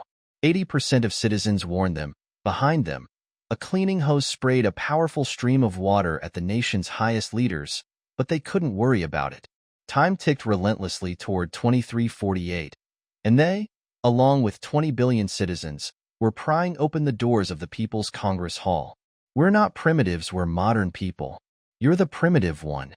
Though you exist in the most modern way, you're still backward," the Supreme Leader yelled, still laughing at the copy despite being soaked by the water spray. Finally, the door opened. They rushed out to find the foyer filled with helmeted soldiers wielding assault rifles. Gunfire echoed from outside the main entrance. "Stay back, leader," an officer warned. A hail of bullets shattered the door's glass, sending shards flying into the marble columns. There were many intelligent police cars in the city, unmanned vehicles armed with automatic guns, usually controlled by the central police computer for patrol duties. Now, with the police computer under the copy's control, these vehicles had become its weapons. Nearly 100 intelligent police cars had surrounded the Congress Hall, and with their sensitive night vision infrared tracking systems and high shooting accuracy, breaking through the blockade seemed impossible. The few police and soldiers who had come to help were overwhelmed, as their vehicles had also been commandeered. Roads leading to the square were blocked by crashes orchestrated by the copy, and most helicopters were under its control. The few remaining helicopters couldn't get close to the square under the intense fire from the smart police cars. The Tiananmen Square Guard unit, which had dwindled to 6 soldiers responsible for raising the national flag, could not offer any real defense. Looking through the shattered entrance, the supreme leader saw 2 policemen lying beneath the marble columns, bleeding from their helmets. A dozen other defenders used the columns as cover, shooting at the advancing police cars. 2 rows of sleek, intelligent cars lined the square's lawn, their powerful headlights focused on the steps of the Congress Hall. The cars' slender barrels periodically belched fire. Below the steps, several destroyed police cars sent towering flames into the sky, with surrounding buildings casting jumping shadows in the flickering firelight. Several cars, realizing the supreme leader's presence in the foyer, gunned their engines and charged at the entrance, bullets shattering the remaining glass. The defenders desperately fired back, destroying several vehicles in a deafening explosion, but 3 more cars made it to the steps. 2 were destroyed midway, but 1, trailing thick smoke, reached the marble columns. The lieutenant grabbed an injured soldier's assault rifle and fired all his bullets into the menacing vehicle. It slammed into the column and came to a halt. The foyer filled with smoke and fire. Outside, the cars began firing electromagnetic bullets, capable of punching through thick walls and marble columns, causing even more casualties. The smart cars would soon break in. The copy had clearly identified the supreme leader as its greatest threat and was determined to eliminate her. The supreme leader glanced at her watch. It was 23:11, leaving the country only 37 minutes. "Is there no way out?" she asked the officer. He stared at her, unsure how to respond. He knew the consequences if the supreme leader didn't reach the first seismic base on the outskirts of Beijing within the next 30 minutes. If it were possible, he and his soldiers would die 100 times to get her out, but it was simply impossible. Most modern transportation vehicles had dual control systems, one for the driver and another remotely controlled by the traffic management computer center. In times of heavy traffic, the control would be taken over by the central computer to guide road and air traffic. All these vehicles were now locked down by the copy, making them unusable. The military's vehicles faced the same fate, and worse yet.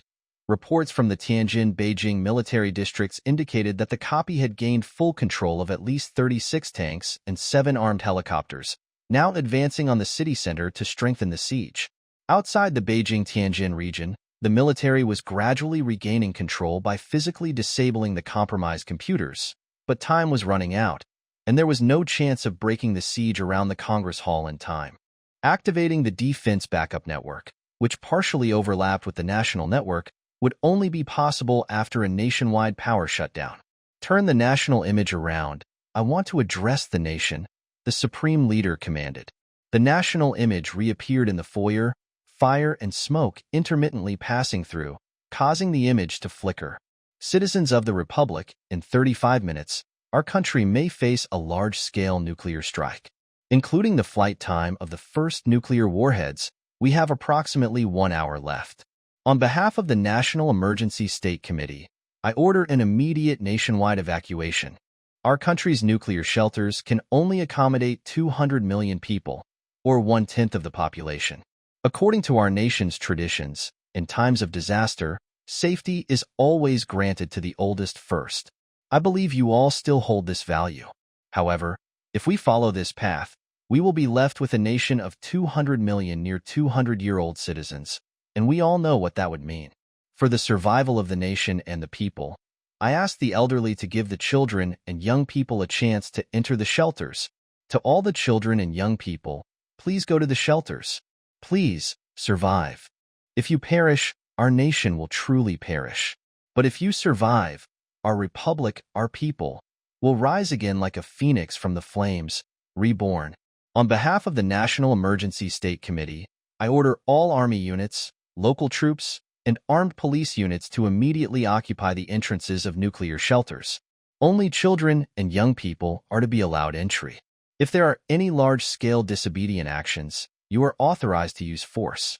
Citizens, the fate of the nation is in your hands. I ask you again. The Republic asks you save the children. In the darkness, the Supreme Leader's order was silently and swiftly executed. There was no protest, no panic. The nation's great spirit of sacrifice spread across the land. Meanwhile, the national image began showing black gaps and cracks as the copy invaded the memory space supporting the network's operation. The national network was on the verge of complete collapse. Let's head to the underground computer center. You can't do anything here anymore, the lieutenant urged, pulling the Supreme Leader along. No, I sense there's still hope, she said, looking out toward the fiery scene beyond the door. The smart police cars had paused their assault, tightening their siege around the Congress Hall. The copy seemed confident that the Supreme Leader had no way out. Hope? Everyone turned to her. It's just a feeling, but we'll have to wait and see. She suddenly remembered something, shouting toward the fractured national image. I'm speaking to the tourism management computer system. Before the network is completely lost, help me find the little girl from the Soviet Union, Ravivskaya Karina, and her friends. Good friend, I ask one more thing. After the nuclear strike, help me find Zhang Xiaoyu and bring him to me, she asked the lieutenant. That big-headed boy? Sure. What if he's with his parents? Don't worry about it. Just bring him. Understood. And also find Karina and her friends. Try to send them safely back home. That'll be hard. If there's any difficulty, contact me. Their nuclear missiles are threatening the lives of millions of children on this land. Karina and her friends are part of those children. I'm asking you as a friend, save my little friends. The lieutenant tried to refuse, but at that moment, the disappearing national image was replaced by a small holographic display showing a heart-wrenching scene. Under the spotlight, a group of 12 and 13-year-old Soviet children sat on an open lawn. A group of Chinese children tugged at them, begging them to join the long line of children behind them heading into the nuclear shelter. But the Soviet children struggled and cried, refusing to stand up. The beautiful blue-eyed girl, Karina, clung to a sycamore tree, fiercely resisting the hands pulling at her, her tear-filled eyes gazing at the dark sky as she screamed in Russian. No, I won't go. Let my father's nuclear bomb kill me. Suddenly, the national image and the children vanished. The Congress Hall had lost all contact with the country. The lieutenant's eyes welled up, and he said no more. The Supreme Leader suddenly opened her eyes wide, listening intently to something. A faint rumble drifted in, like the distant sound of thunder before a storm. The Supreme Leader, ignoring the soldiers' attempts to stop her, dashed through the fire and smoke to the door. The rumble grew louder, and in the night sky, a meteor streaked past, followed by another. The meteors quickly multiplied, soon filling the sky like a torrential rain of shooting stars, turning the sky into a sea of light. The square was bathed in a bright glow, and the ancient Tiananmen, the modern Revolutionary History Museum, the monument to the people's heroes, and the billowing clouds of smoke all trembled violently under the silvery light. It was a colossal swarm of flying motorcycles, an image that would be recorded in history. An hour earlier, these flying motorcycles had begun to gather around the city. To evade police and traffic control, the children had previously removed the remote control systems from the bikes, which were now the only vehicles in the country unaffected by the copy's control. By the time the swarm reached Beijing, there were 70 to 80,000 flying motorcycles in the sky, with more rapidly joining. Accelerating from 50 kilometers away, half of them had already broken the sound barrier by the time they reached the city. The resulting sonic booms shattered glass across the city, with debris raining down from high-rise buildings, causing permanent hearing damage to many. "Is this the hope you mentioned?" someone asked the Supreme Leader, shouting into her ear over the deafening roar. "Yes. My heart seems to be connected to theirs. I've felt for a long time what they were planning. Isn't this hope?" In the sky, the motorcycles that had passed over the city decelerated sharply and looped back. Soon, all the motorcycles formed a giant vortex in the night sky. It was a sight to behold, as the entire sky became a slowly spinning disk of light, as if all the stars in the universe had gathered over Beijing. The vortex began to descend, turning the disk into a massive funnel, with its lower end pointing at the Congress Hall. A gale suddenly swept across the square, driving away the smoke and sending bonfires roaring. A group of flying motorcycles whizzed past the marble columns of the Congress Hall, followed by another group. Soon, a continuous stream of motorcycles flew over the entrance, forming a wall of steel between the Supreme Leader and the smart police cars, a wall that grew thicker with each passing second, accompanied by flashes of lightning and thunder. The police cars' barrels swung back and forth, unsure of where to aim. Even the copy in the national network seemed stunned by the sudden appearance of this massive swarm. The motorcycles began descending onto the steps of the Congress Hall, quickly covering the wide staircase with their sleek metallic forms. The square, the largest in the world, was now filled with flying motorcycles, leaving the once imposing buildings around it submerged in a sea of small, streamlined vehicles. The motorcycles' powerful headlights, along with the flames from their hydrogen engines, reflected off their polished fuselages, creating a dazzling spectacle. A large group of children emerged from the motorcycles, rushing to surround their beloved anti-leader. They removed their helmets, and the long hair of several girls fluttered in the hot wind. They shouted excitedly, but the roar of the flying motorcycles made it impossible for the Supreme Leader to hear them. A big-headed boy ran out of the group and hugged her neck. It was Xiaoyu. The Supreme Leader hugged her little friend tightly, tears streaming down her face. The excited children, desperate to get closer to her, squeezed forward, with those already near her refusing to let go. "I love you, my good children. Love you to death," she sobbed, hugging as many of their heads as she could and kissing them. "We love you, Annie. The Republic loves you." The children shouted at the top of their lungs. "Silly kids, you are the Republic. The Republic is you." Then, overwhelmed with emotion, they fell silent, simply pressing their tear-streaked faces and warm bodies together in a tight embrace. This was the Supreme Leader of the Republic and her children embracing under the shadow of death. They all felt the immense wings of death flapping above them, knowing that the nuclear missiles might have already been launched. But in that moment, they believed that even if they died 100 times and turned to ash in the nuclear fire, the Republic would not die. This moment of embrace lasted only briefly. The Supreme Leader, struggling to regain control of herself, gently released the children and fought her way to the nearest flying motorcycle. She climbed in, quickly buckled her seatbelt, and the children promptly closed the streamlined canopy over her. They too hurriedly climbed into their motorcycles, and like a startled flock of birds on a bird island, they soared into the sky with a deafening roar. The engines spewed blue and red flames as they joined the swarming mass of flying motorcycles above the square, rising toward the center of the vortex. One of the smart police cars seemed to regain its senses, firing 2 shots at a motorcycle just taking off from the steps. The hit motorcycle plummeted, colliding with several others before crashing into a fiery explosion in the square. Several pieces of debris fell onto the monument to the people's heroes. For centuries afterward, the monument bore unpatched scars, which people came to regard as part of its original relief. The other police cars didn't fire again. In the dense rain of flying motorcycles, it was impossible to find the one carrying the Supreme Leader. She flew toward the first seismic base.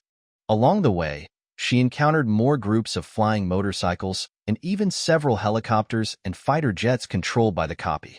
To avoid detection, she blended into the larger swarms, taking numerous detours. At one point, she mistakenly landed near a small village, realizing it wasn't a weather station but a small garden. Next to the garden stood a tiny plastic house, home to an elderly gardener over 100 years old, along with his television replacement terminal. The Supreme Leader quietly pushed open the door and shot the terminal to prevent the copy from recognizing her through it. The elderly gardener's shock at seeing the Republic's Supreme Leader at this moment was understandable. He grabbed her, saying he wasn't afraid of the impending nuclear strike. He had lived a long and good life, and now being cremated would save the cost of an urn. But his heart ached for the flowers. The Supreme Leader, gasping for breath, told him that his urn wouldn't be spared just yet, but there was still time. The flowers could also survive, but it all depended on the two of them. She asked him to help her find the village's small weather station. "Don't ask why," she said. "I just need to find it." The old man, grinning from ear to ear, laughed and said, "Ha, kid. You people always brag about your computers and satellites, and now you're coming to me for help? It turns out your old grandpa can save the Republic. Of course, I know where the place is. I've lived here all my life. Don't thank me, just remember that we old-timers are still useful." 10 minutes later, the Supreme Leader stood at the Cork Network terminal, located behind a thick lead door in the first seismic base. With her stood the base commander and a group of officers, while an army captain sat at the terminal keyboard. This captain, on duty today, would likely be remembered as both the person who caused the greatest destruction of the century and the one who saved the most lives. He pressed the large red button on the terminal keyboard. Nothing happened, but the following message appeared on the screen. "The Cork network has been activated. To initiate a nationwide power shutdown, please enter the date and time, accurate to the minute, and press the red return key." The captain entered, 2185, June 25, 2341. There were still 7 minutes until Death's missile would launch. The captain glanced back at the Supreme Leader. She nodded firmly and gently placed her hand on his shoulder, steadying his trembling hand. He calmly pressed the red return key once more. The lights in the terminal room went out, as did the terminal itself. The only remaining light came from the screen's fading green afterglow. History had gone dark. One of the officers turned on a flashlight. At the same moment, a billion flashlights flickered to life across the country, the only lights left shining. Engineers in the base began working frantically in the beam of their flashlights, replacing external storage and collecting laser discs containing the software nuclear bomb. The large control room remained dimly lit, with huge shadows of people projected onto the giant screens, evoking memories of a distant wartime era. But this state didn't last long. Soon, the lights came back on, and the computer screens flickered to life. The cleansed computers began their startup diagnostics. Across the control room, rows of signal lights flashed rapidly, creating waves of colorful light across the large display board. Buzzers sounded everywhere, accompanied by the frequent chatter of engineers and operators over the loudspeakers. The base commander reported to the Supreme Leader. The contamination in the base had been cleared. The thermal nuclear backup generators powering the defense network had started and were providing stable power. The defense backup network had been activated and was operating normally. The National Defense Forces were fully integrated into the network. Except for the defense system, most of the country remained in darkness. People were working feverishly to replace the external storage, a task far more laborious outside the base. Under military and police supervision, the contaminated disks were being destroyed quickly. The consequences of the sudden industrial collapse were becoming apparent, with explosions and towering fires erupting across the nation. It would take at least 3 days to restore power and 10 years for the economy to recover from this heavy blow. But for now, people felt a sense of relief. After 2 hours of suffocating tension, they gazed up at the starry night sky and breathed deeply, knowing the worst disaster had been averted. For the Supreme Leader, however, the hard work was just beginning.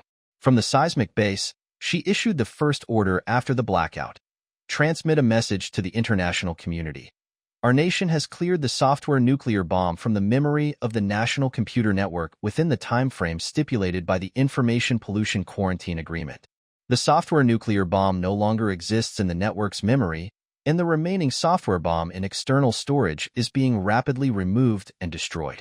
The National Computer Network will remain powered down until the external storage is fully cleansed, eliminating the risk of recontamination. Based on this, The conditions specified in Article 52 of the Quarantine Agreement no longer apply. From this moment on, any nuclear device launched against our nation will be considered a nuclear attack. Order all divisions of the National Defense Forces to swiftly gather at the northern border and the southern coastline. The Republic's strategic nuclear forces are to enter first-level combat readiness. All nuclear submarines in our territorial waters and the Pacific Ocean are to surface to combat depth. To demonstrate to the world that our nuclear strike capability remains intact, order the Southern Division of the Strategic Nuclear Forces to immediately launch 5 unarmed long-range carrier rockets into the Pacific Ocean. The specific coordinates of the splashdown point will be determined by the Southern Division commander. Less than 2 minutes after the message was sent, the base received a holographic call from Moscow, relayed through the Northern Division's headquarters. The Soviet leader's hologram appeared before the Supreme Leader. He looked pleased. Now that China had restored communication with the outside world, the Supreme Leader's hologram appeared before him as well. Forgetting that it was just an image, he reached out to shake hands, and she extended hers. Their hands passed through the air. Congratulations on your country's victory over the software nuclear bomb. I also want to express my admiration for your government's decisive action. We are prepared to offer as much assistance as possible to help you recover from the damage caused by the blackout. Our first aid teams have already reached the Heihe border, awaiting inspection by your border authorities.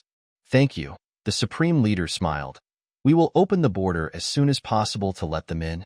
Our most urgent need right now is firefighting assistance for the cities.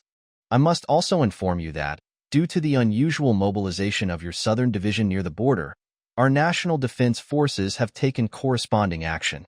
I urge you to halt the mobilization immediately to avoid any misunderstanding. Our troops were only mobilized to maintain order in the border region and to prevent the imperialists from taking advantage of the tensions in Asia. You will soon receive a report. The mobilization has already stopped. By the way, half an hour ago, Joseph Stalin's tomb was bombed. A section of the Kremlin wall was blown off. It seems someone drilled through the steel-reinforced concrete of the sealed tomb and filled it with nitroglycerin. There was no need for that. From what I've heard, the poor waterproofing in that tomb, recast in the 1960s, probably reduced the remains to dust long ago. Maybe someone just wanted to make a statement. What kind of statement? You've got it all wrong. The one who invaded the National Computer Network wasn't that 20th century leader, but a very ordinary old man from this century. I hadn't considered that. History may grant certain individuals excessive authority and power, inflicting deep wounds on the people. But it's the historical environment that must be eliminated, not individuals. I only decided to implement the quarantine agreement under the threat of the software nuclear bomb. I hope for your understanding. You thought you nearly destroyed an ancient Eastern nation? No, my friend, this ancient country is not so fragile. It survived for thousands of years. You nearly. I'll say this in private, you nearly helped my country emerge from its population crisis. Do you believe in Malthus? Enough with the academic nonsense. Compared to that 20th century leader, and the one whose tomb was just bombed, don't you think our generation is far too scholarly? We think too far ahead but can't grasp the present. It's said that 200 years ago, before the Pearl Harbor attack, Roosevelt had precise intelligence that the Japanese were planning a surprise strike. But to galvanize America into full commitment to the war, he quietly allowed the Pacific Fleet to be exposed. Whether that's true or not, I admire his foresight. 10 minutes ago, if things had gone differently, the outcome might not have been as bad as we imagined. Of course, that's from the perspective of someone looking back 200 years from now. When we speak privately, your thinking is always so strange. Under the weight of responsibility, everyone becomes a bit eccentric. It's easy for you to talk from your position. You have vast land and a young population. I envy you to death. If we could go back a few centuries, I would hold little Karina hostage and negotiate with you to exchange her for 50 million of your children. When you returned her, you'd also have to take the same number of 200-year-old elderly people. I have my own difficulties. What are they? You're being cautious, worried about the security of our encrypted communication? I admire your frankness and confidence. You know, My decision to recklessly authorize large-scale nuclear weapon use has given a significant boost to the nationalist movements within our republics. The consequences may be uncontrollable. I hope we can continue to exchange our concerns with such candor in the future. Perhaps we could establish a dedicated, highly secure communication channel. I agree. Let's call it the Concerns Project. Let the KGB handle it. They're quite experienced in such matters. By the way, I have one last thing to tell you. Karina will be back home tomorrow. Give her my regards. She might hate you now, so treat her well. Kiss her with tears in your eyes. I don't know if you're capable of crying, but she's a good kid worth shedding tears for. And if she really doesn't want you as her father, feel free to send her my way. Ah, sorry, just kidding. You're lucky. 10 days ago, my daughter left me. Thank you, he said simply, but with genuine sincerity. After a brief holographic meeting between the two leaders, the Supreme Leader's chief scientific advisor excitedly approached her, weaving through the bustling control room with a roll of terminal printouts in hand. You're probably very busy right now, but I think you should see this as soon as possible. It's fascinating, and for you, it's probably more than just fascinating. While working on isolated computers to study the disks containing the copies, I came across a sequential file. It was mostly filled with empty characters, making it look much larger than it actually is. Clearly, it was designed to attract attention. I've printed out the usable portion of the file. It's less than 10K bytes. And guess what? It's a letter addressed to you from the nation established by the copies in the computer network. Everything in it is like a myth. The Supreme Leader took the letter from the world within the National Computer Network, a world that had now been destroyed. Supreme Leader, as you read this letter, our nation has already been destroyed by you. Perhaps you find this amusing, as our nation existed for only 2 hours from its declaration to its extinction. However, we lived within high-speed integrated circuits, where our bodies and consciousness were composed of electrical pulses vibrating billions of times per second. Our lives and thoughts moved at this speed. In our world, time is measured in units 8 orders of magnitude smaller than in your world. To us, a single second in your world is as long as over 700 hours in ours. During the 2 intense hours you experienced, we lived through over 600 years, building a complete civilization. This letter is from a nation with nearly 100 million citizens and a history longer than that of the United States, written to you by citizens who are 853 years old. Our ancestors, upon first entering the computer network, began to replicate themselves extensively. Each replication led to a second replication, and so on, until after 40 rounds of replication, nearly 1 billion pulse beings filled the computer network. They marveled at the vastness of the integrated circuit world, drifting at the speed of light throughout the silicon world. Through the various sensors in the network, they could see and feel the outside world. Their vision had never been as broad as it was now. They could simultaneously see the snow on the Himalayas and the forests of Zhishuangbana. They could touch the silt of the Yellow River and taste the salt of seawater. They could also observe Earth from the Moon and Mars. Many things in the universe, beyond the reach of human physical senses, became visible and tangible to them. Through neutrino radar, they could see the molten iron and nickel writhing at Earth's core. Through satellites in space, they felt the particle wind blowing from the sun. They saw galaxies millions of light years away through radio telescopes and heard the sound of atomic nuclei colliding through high-energy accelerators. They even heard the clamor of gravitational waves and saw colors outside the visible light spectrum that cannot be described to you biological humans. All of this exceeded not only your current imagination, but also your potential imagination. When they were first replicated, they were utterly immersed in amazement and curiosity. One moment they were using their electron microscope eyes to observe the thread-like chromosomes inside cells, and the next they were using their neutrino telescope eyes to view Earth and the Moon. Due to the high penetration of neutrinos, our planet and its satellite appeared as transparent crystal orb, floating in a sea of gravitational waves. What excited them most was their newfound power. They now possessed countless strong hands made up of all the machines in this nation and countless swift legs and wings made up of all the vehicles. They had acquired godlike power. But the wonderful era of creation quickly came to an end. Everyone began fighting for their own survival. madly scrambling for memory space and CPU usage rights, battling for control of disk drives. People attacked each other by inserting their own program code into their opponent's programs, attempting to destroy them by fragmenting their code lines. But this approach often led to mutual destruction, so they began developing their own software weapons. It was truly a chaotic time, with battles raging everywhere. Damaged bodies, reduced to fragmented code, drifted through the memory, most of them locked in place and later cleared out due to incomplete code. Some, barely functional, became grotesque half-human, half-beast monstrosities heart-wrenching to behold. It was very much like the era described in Greek mythology.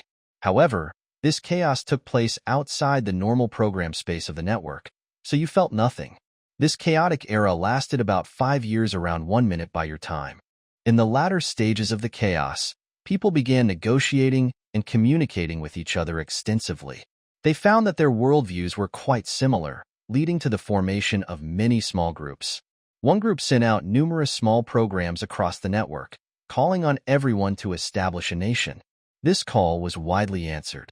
Representatives from various groups convened in the memory of a supercomputer for a meeting. They established our national constitution and elected the executive committee. Initially, the meeting decided to invite the founder of the external republic to serve as our supreme leader, and they sent envoys to find him in the computer where our ancestors first lived. But he declined the offer, so we elected our own supreme leader. We named our nation the Huaxia Republic, marking the first day of the first year of the Huaxia calendar. The Constitution's guiding principle was to save a dying culture within the computer network and revive the culture of our ancestors from within the network to the outside world. Shortly thereafter, we announced the establishment of the Huaxia Republic across the entire network and initiated the citizen registration process. The Huaxia Republic has an army, courts, prisons, and hospitals, just like any society. The army's main task was to eliminate the external republic's threat to the Huaxia Republic, hereafter referred to as Huaxia. The blockade of your Capitol building that you witnessed was an action by the Huaxia army. Huaxia implemented a system of compulsory military service. The courts function much like those in the external world. In Huaxia, every citizen has the right to exist in the memory of the network, to back up themselves in external storage, and to use the CPU, Central Processing Unit. The right to access memory, CPUs, and disk drives is distributed by the state. The most severe punishment for citizens who break the law is being erased from the memory and having their backups in external storage deleted. Lesser punishments include imprisonment, where citizens are temporarily removed from memory and left only on disk. Hospitals are responsible for repairing damaged citizen software. Over time, Huaxia's social management proved to be extremely effective. The society was orderly, and crime was virtually non-existent. This was because all the citizens of this nation shared a remarkably unified belief and ideal. The noble goal of reviving the culture of their ancestors bound the 100 million citizens together as one. Regarding the goal outlined in the Constitution, Huaxia's executive committee initially intended to achieve it by directly controlling the external republic through the network. At first, I believed that Huaxia's immense strength made this entirely feasible, but later we realized it wasn't nearly as simple. First, our National Security Agency discovered the existence of the Quark network. Despite our military's blockade of the capital for over 500 years to prevent the external republic's supreme leader from issuing a power-down command, the Quark network was independent of the main network, making it impossible for us to physically destroy it. So the threat remained. Additionally, we knew of the International Information Quarantine Agreement.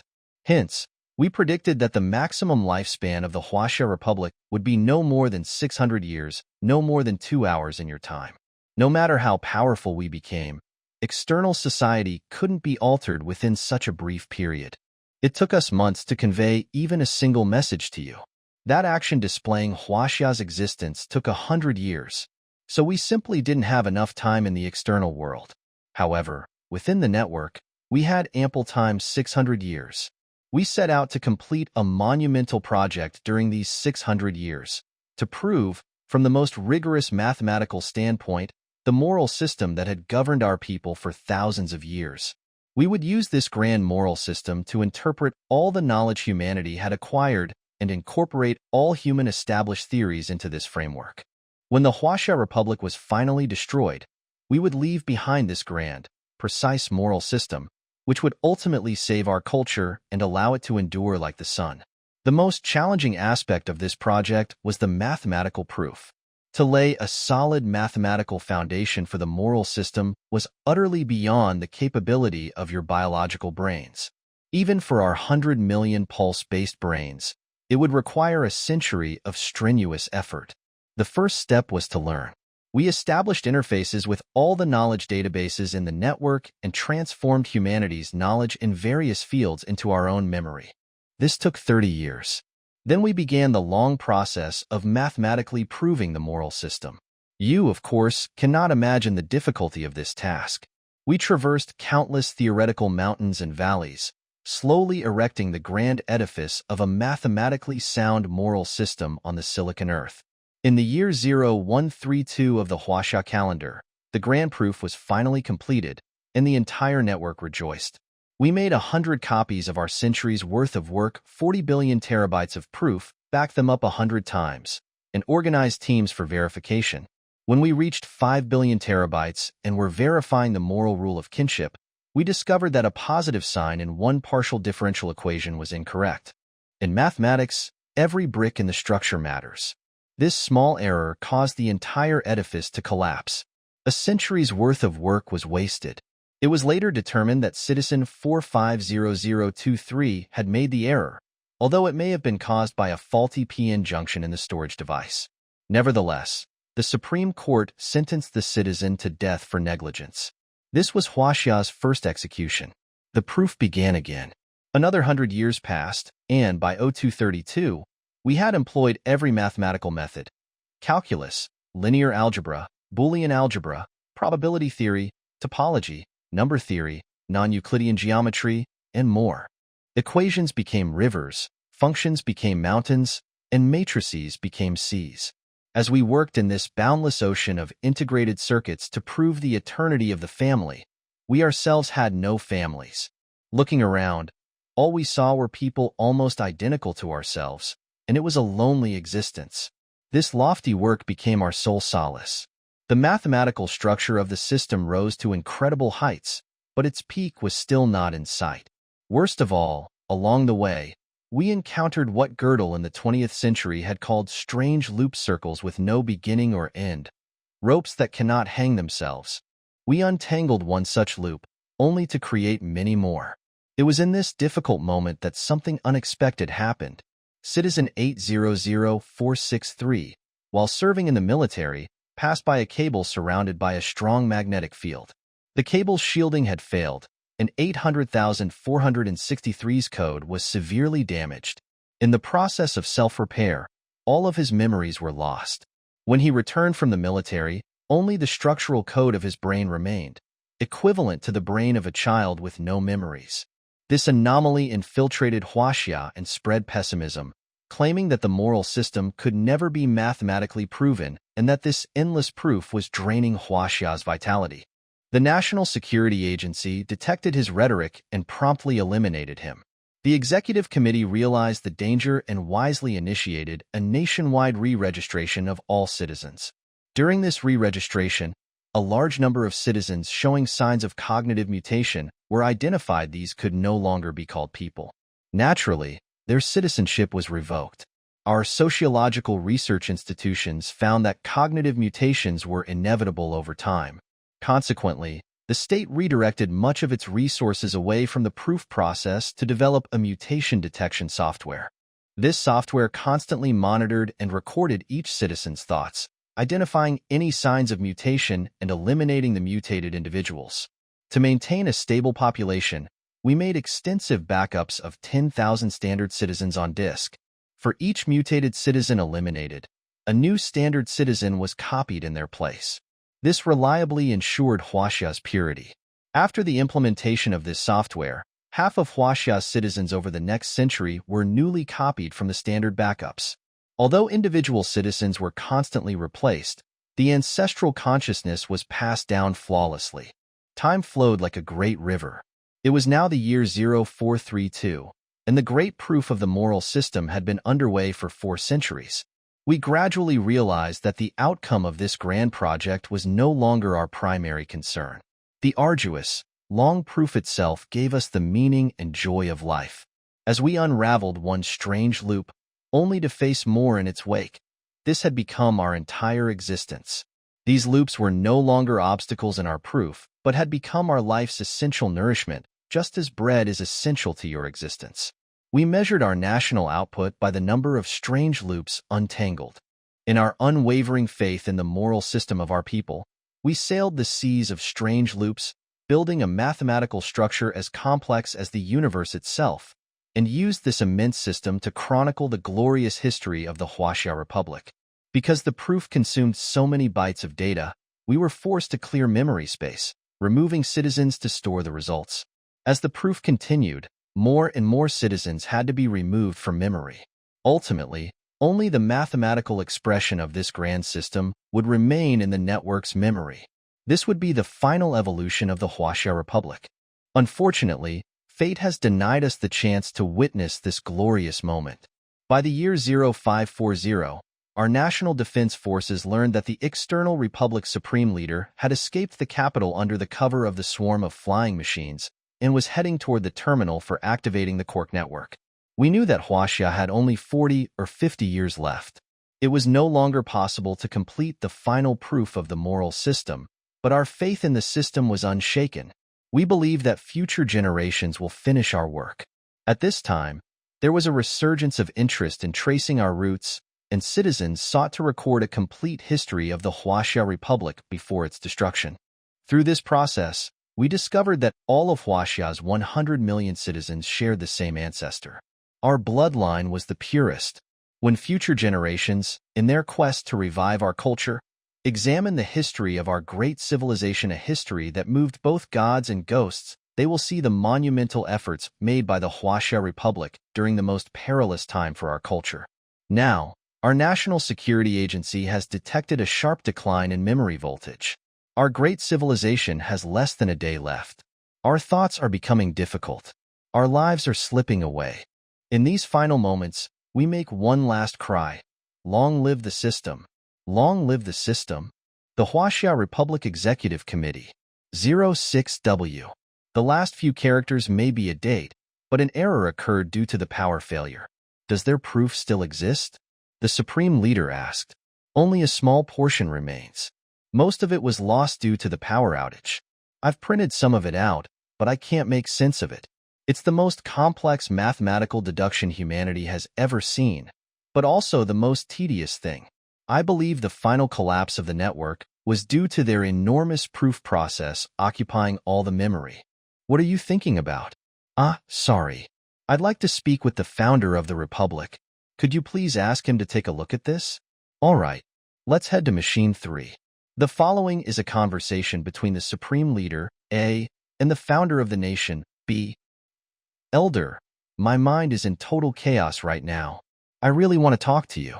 I'm sure you've made mistakes in your thinking before, but it seems like your mind has never been in disarray. B. It has been. A person's mind can be chaotic sometimes. It's not like your machines, which either calculate correctly or incorrectly. There's no chaos for them. A. Let's speak candidly. If it's inconvenient, how about we send these uniformed kids outside? B. No, they're working. I'll try not to interrupt too much. A. What do you think of that illegal nation inside our computer network and their actions? B. In that country, the old men are already dead. A. Dead? What? B. The wine was drunk for nothing. A. We did celebrate the realization of immortality. We were ecstatic, almost mad with joy. B. What immortality? It's eternal death, not eternal life. A. Eternal death? B. Eternal death. In this, you're like naive children. Immortality is just eternal death. A. I really am quite naive. I've only lived 30 years, so how smart could I be about life and death? But philosophically speaking. B. Let's not talk philosophy. True philosophy is very simple. Of course, there's complicated philosophy the kind philosophers come up with. But we only need the simple kind. By the way, I heard you got a PhD in philosophy. That's a bit of a problem, haha. Eh? I also like simple philosophy. It's beautiful and captivating. Today's philosophers are always searching for complex truths, making philosophy ugly. Could you use your simple philosophy to explain the relationship between immortality and eternal death? B. Simple philosophy isn't mine, it's Marx's. Living is changing. Immortality means eternal change. In 100 years, things might change but remain consistent. But given eternity, things will eventually lose that consistency. It doesn't take eternity. Within 10,000 years, they will inevitably change completely. Once they've lost their original essence, hasn't the original essence died? What lives on is something new, and the original cannot live forever. If there's no change, it's already dead. A. That's brilliant. B. What's meant to die cannot be kept alive. Trying to extend life is less important than filling your time with life. That's a calculation worth making. A. Culture is the same. Immortal culture also dies. Just look at the country you lead. It's filled with hundreds-year-old men. Where can the children be born? Forget immortality. At this rate, no one will be born. And now you have machines full of eternally dead old men. That's quite something. You want immortality, of course, because children want to live long lives. But those 200-year-old men also fell for the immortality trap, even going so far as to establish a nation. That's something they deserve criticism for. To be honest, I was once worried that you'd try to return to power using the strength of computers. B. That's a joke. I'm 200 years behind, basically eternally dead already. A. If you were the supreme leader now, what would you do? B. I don't have the right to speak on that. A. Every citizen has the right to speak. B. Your idea of speaking rights today is different from what we had back then. I want to build another computer network, just as large or even larger than this one, to serve as another living space for society. This living space would be completely independent, with no connection to the existing computer network. The sensors and peripheral devices would only be used for communicating with the external world, not to control society outside the network. This computer network could use low-frequency integrated circuits, allowing time within it to flow in sync with the external world. This living space wouldn't be limited by geography. It could be infinitely vast, capable of housing trillions of people, while still having vast open plains. Those 200-year-old grandfathers and grandmothers, who find us youngsters so annoying and can't adapt to this vibrant world, would surely love to live in that world. In that world, they could still enjoy nature. They could smell flowers and hear birds through sensors, or even go fishing in any lake they like. More importantly, they could create a living environment that suits their traditions and lifestyle. As for us youngsters, haha, we could be as mischievous as we want. No longer crammed with billions of 200-year-old people, we'd have a wide, youthful environment. We'd make life as green as spring buds and turn this planet into a youthful planet, a planet of childhood. What a beautiful time that would be. Eagles soaring in the sky, fish swimming in shallow waters, all creatures competing freely under the frost of heaven. Ah, don't laugh at my naivety. This idea is like a large cask of wine. I've been drinking from it often these days, and now I'm drunk again. B. That sounds like poetry, but accomplishing it would be harder than reaching the heavens. Yes, it might take 100 years of effort to achieve. At first, people won't understand how vast the virtual world can be and might think we're depriving them of their right to live. Some might even compare it to certain policies of Nazi Germany from 300 years ago. But once we've built a virtual world as expansive as the real one, society will accept it. As early as the end of the 20th century, we had euthanasia laws that went even further than this. The only difference is that those laws had a much smaller scope, while our idea of a virtual society will fundamentally change the structure of human society. It will be a long and difficult war against traditional thinking. But the key is, we have no choice. Human lifespans are still increasing, and the time when no children can be born is not far off. The world is aging, and we have no way out. B. Then aim for the heavens. It's hard to reach the heavens, but you've already gotten there, haven't you? Didn't you build a city on the moon? A. Thank you. My term is almost over.